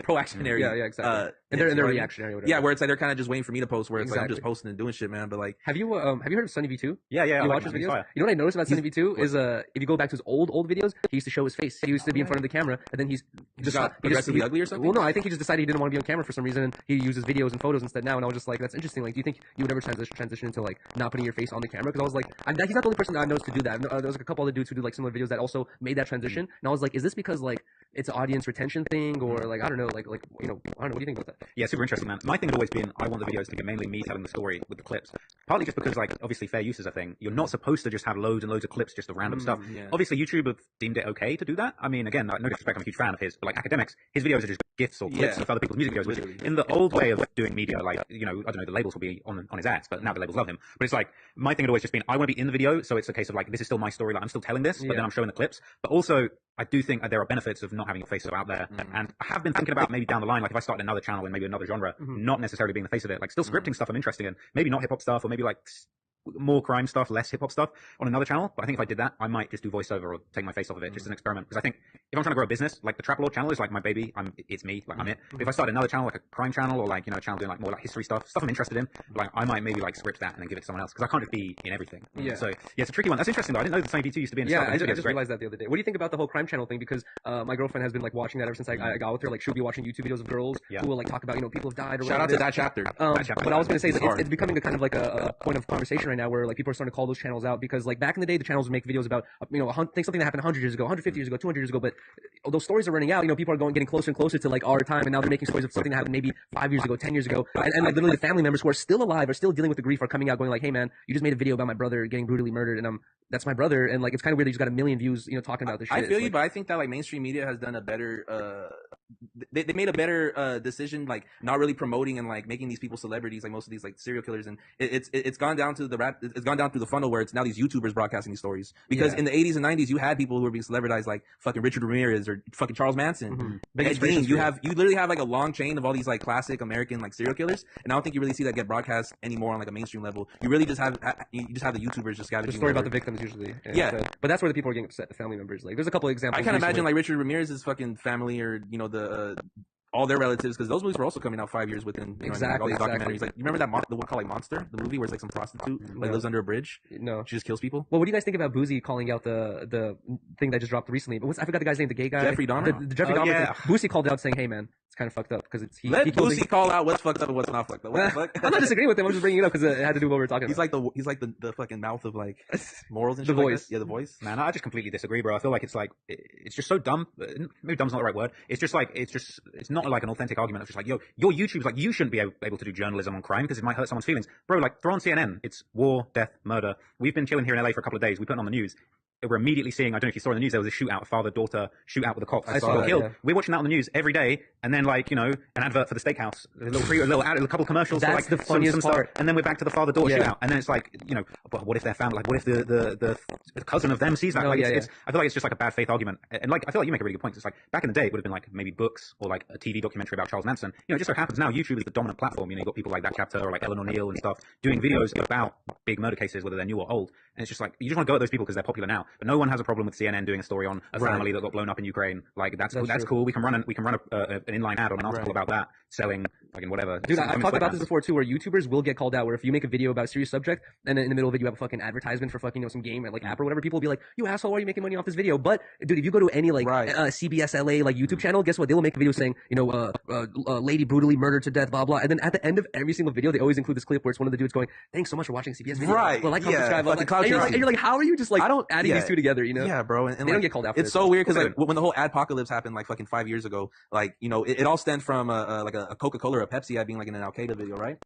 That was going on around that time because there was a lot of like ISIS, like pro-ISIS videos on YouTube that had like ads tagged at the end. But what it's like there's still ISIS videos. Then was sort of got wrapped up in it too. Yeah, but like I want to understand. Like I think Coca-Cola just pushed just to be like, fuck, we got to make the right decision. But like that's still actively going on like mainstream news. You talking about them adding fucking steakhouse ads in like horrible situations. But they're looked at differently than YouTubers. Like YouTuber will get called down. People will be upset with you if you're just like throwing a Manscaped it's almost like in the middle of a fucking murder video. Shout out Manscaped, man. Oh god, it's like they're immune from like, I don't know, just that kind. It's like corporate immunity. No, I feel like everyone wants to go at YouTubers because they're the hot thing right now. Like you say, you go on CNN, you scroll down an article about murder, all these bad things, Chevrolet ads, all these things going on. But it's like, like you say, people saying like, oh, you're making money off of this thing. It's like, since when was good journalism charity? No one says like, our CNN should like convert into a charity and not make money off of the journalism. They have hundreds of people around the world going to war zones to report on these things. Exactly. Like, I just find it like, really, it's kind of frustrating. Even like people said to me, you shouldn't make money off these stories. It's like, but bro, I sat in the house for 2 months researching this stuff because you're interested in it. And like, like I say, this stuff gets 1 million views. That's because it's a really interesting, important story at this time in history. Like, whether it's a shootout, on the highway and that's on the news in LA, bombs going off in a country, like what's the logical outcome for those people? That they want people, okay, stop talking about these crimes. Okay, so we now have a blanket ban. You can't talk about murders, no reporting on murders or crimes, no monetizing that content. Let's just pretend like it's like murders aren't happening. Yeah, it's like there's that many good things happening that I could have found 2 hours to talk about every night. Yeah, exactly. Those arguments are usually just coming from people who just don't really understand the full like landscape of journalism, who covers it, corporation versus YouTuber and all that stuff. It's like a lot to think about at the end of the day. And history will repeat itself, especially if it's not documented and communicated. That's like, it's funny, I always think to myself, it's like, a lot of the stories I've covered recently, for example, like the FBG Duck King Von beef, that's like 10 years of beef, and in the end they both died. This is this generation's Tupac and Biggie story. Yeah. And in a way, it's more explosive. More people died in the fallout from this beef than Tupac and Biggie. And it's not necessarily a competition, but it's like, I feel like people don't necessarily get the hair on the fact that, like, if YouTube was around when Tupac and Biggie were going back and forth, this would be happening. Like, that was so important. And there's 1 million Tupac Biggie documentaries on Netflix, different streaming services, in the cinema. That's so true. But it's just, I feel like people just want to take a pop like what's popular at the moment. That's so true, man. Also, I did realize, I don't think we got the drip check in. Oh, yes. Yeah. I can go through mine really quick. Also, we're like 30 minutes into like what would be like the streetwear segment. Really? Yeah. I feel like I like starting it at the 7:30. No, at the 8 mark. At the 8 mark? Yeah. No. Let me tell you how we do it. So the first hour do it? For real. No, you can always check. The first hour is always just like conversation. Then like sorry, the middle hours, the streetwear stuff, trying to lose conversation, and 8 to 9's like the music segment. I feel none of this shit really matters. We got Trap Lord Ross. Exactly. I feel way more confident being in the loose conversation when I know that we have the topics still waiting at the end, right? So if I know that we start the topics at the 8 mark, whatever, we have like about an hour left, I'm like, okay, we will be able to easily fill the end with no like dull points. But like if we get into the topics too early, at that point I have a little bit of anxiety where like I'm like, I know we could do it, but also I don't want to leave any like I don't want the vibe to ever die down, you know? Yeah, exactly. All right, well, shit, I'll start with As the vibe Let's go. Let's go. Check. Man, so I got some Prada fucking, I forgot the name of these, but like some loafers. Bro. They're fire. Yeah, no. Don't lie to him. I think that I was looking at these, bro. The chunkiness on the bottom of those is unprecedented. Yeah, no, it's Fire. definitely made me, I'm in the 6 foot category finally. Hell yeah. You know what I mean? Feels good. Like pause, but can I touch your soul? Yeah. Bro, that's some chunky Pradas. Bro, That's that's good for the London snow, right? Hell yeah. Bro, this is like the shoes I wore to school, but like, you know, with all the stats maxed out. Oh no, for real. Like some evolved version. Yeah, that's hilarious. They use the moonstone. I want to give somebody like a back massage while like, I'm like stomping on their back with Hell these, you know, maybe like pasteurizing their back kind of. Stepping on the ox. Yeah, but I got some EPTM pants. Shout out to my good people there. Jeez. And a Menace jacket that I mean to wear for like fucking, I got this shit like 7 months ago. I couldn't find the best reason to wear it, so I just created one, man. I was like, Trap Lord Ross came, I gotta pull up with the cowboy Crip bandana fucking jacket, man. I was impressed. That jacket, I never seen anything like that. Yeah. That's unprecedented. Shout out to Menace, man. So is that sheepskin inside? Bro, I'm gonna touch you again. No. Nothing wrong with that, man. Hey, we're doing texture checks on live. You know what I'm saying? Bro, when the technology is invented, you could be doing the no jumper texture check, beaming into people's homes. I would love that. I also like they could feel on us through the camera. Household would want to do the no jumper smell check because his weird ass loves. He got an obsession with your armpits. And guess what? You guys can make a clip compilation. Every time a household tries to call me out for my smell, he's like, "Let me smell your armpits." Every time he smells my armpits, he's like, "Smells alright, smells alright." So at this point, stop calling me out. I think he doesn't even think it's gonna smell. He just loves like. I just smell good. Yeah, he's kind of has like a weird girlfriend approach. There's like, I just love your scent. Well, he's like, I think his like love language is touch or smell maybe. I think we'll see it really get a little too deep. He's like, Yuri, let me borrow that hoodie. No. So you just fucking. I let him borrow my glasses, and I've had to use this fucking lanyard ever since. You got the Kanye shit going on right now with that lanyard. No, hell, my boy might have an issue with you. Oh God! Wait, it was those glasses? Yeah. Oh wow. Yeah. Damn. It would have maybe the presentation would have helped a little bit more with context. Also, I didn't explain to y'all that I was pulling up. I did see him staring at my lanyard. Do you think he was, that was like a slight diss? No, I'm kidding. No, shout out to Phil. He gave me this thing. But and then I got Ryder Studio shirt, man, and a fucking burnt sample. Fire. Shout out to Ryder, man. Is that a Bentley? Yeah. Bro, that is a Bentley buckle. Where did I get that? 101, man. I got this shit made. Did you and Ryder take photos yesterday? Yes. Because you guys showed up to my house and you guys were like, oh, we're on our way to a wedding. They were dressed like they were about to slay vampires. It was 97 degrees. He had leather pants on, tight leather pants on, and a fucking and a wool knitted sweater. It was 97 degrees. By the way. Those same boots. Yeah. And then Ryder had this like crazy long skirt, like shirt looking thing. It looked like you guys were like in a Mortal Kombat game. Like that is sick. It was insane. I need one of you guys to give me a makeover, bro. I'm not dripping at all. I'm dry. Hey, it's nothing wrong with that because it's just a form of expression, and sometimes it's like expressions like an empty cup, and sometimes you express that in different type of expressions or outlets. Wait, what? I don't know. That was a bad expressions like an analogy. empty cup. But I'm an empty cup because I have no drip. There are no drips. But no you express yourself through other medias and outlets. It's like I'm too busy watching like a 4-hour IG live of an obscure rapper to buy any drip. So I'm in the Supreme Hanes every day. Yeah, you're dripping in that, but I feel you on that. But because I'm also watching the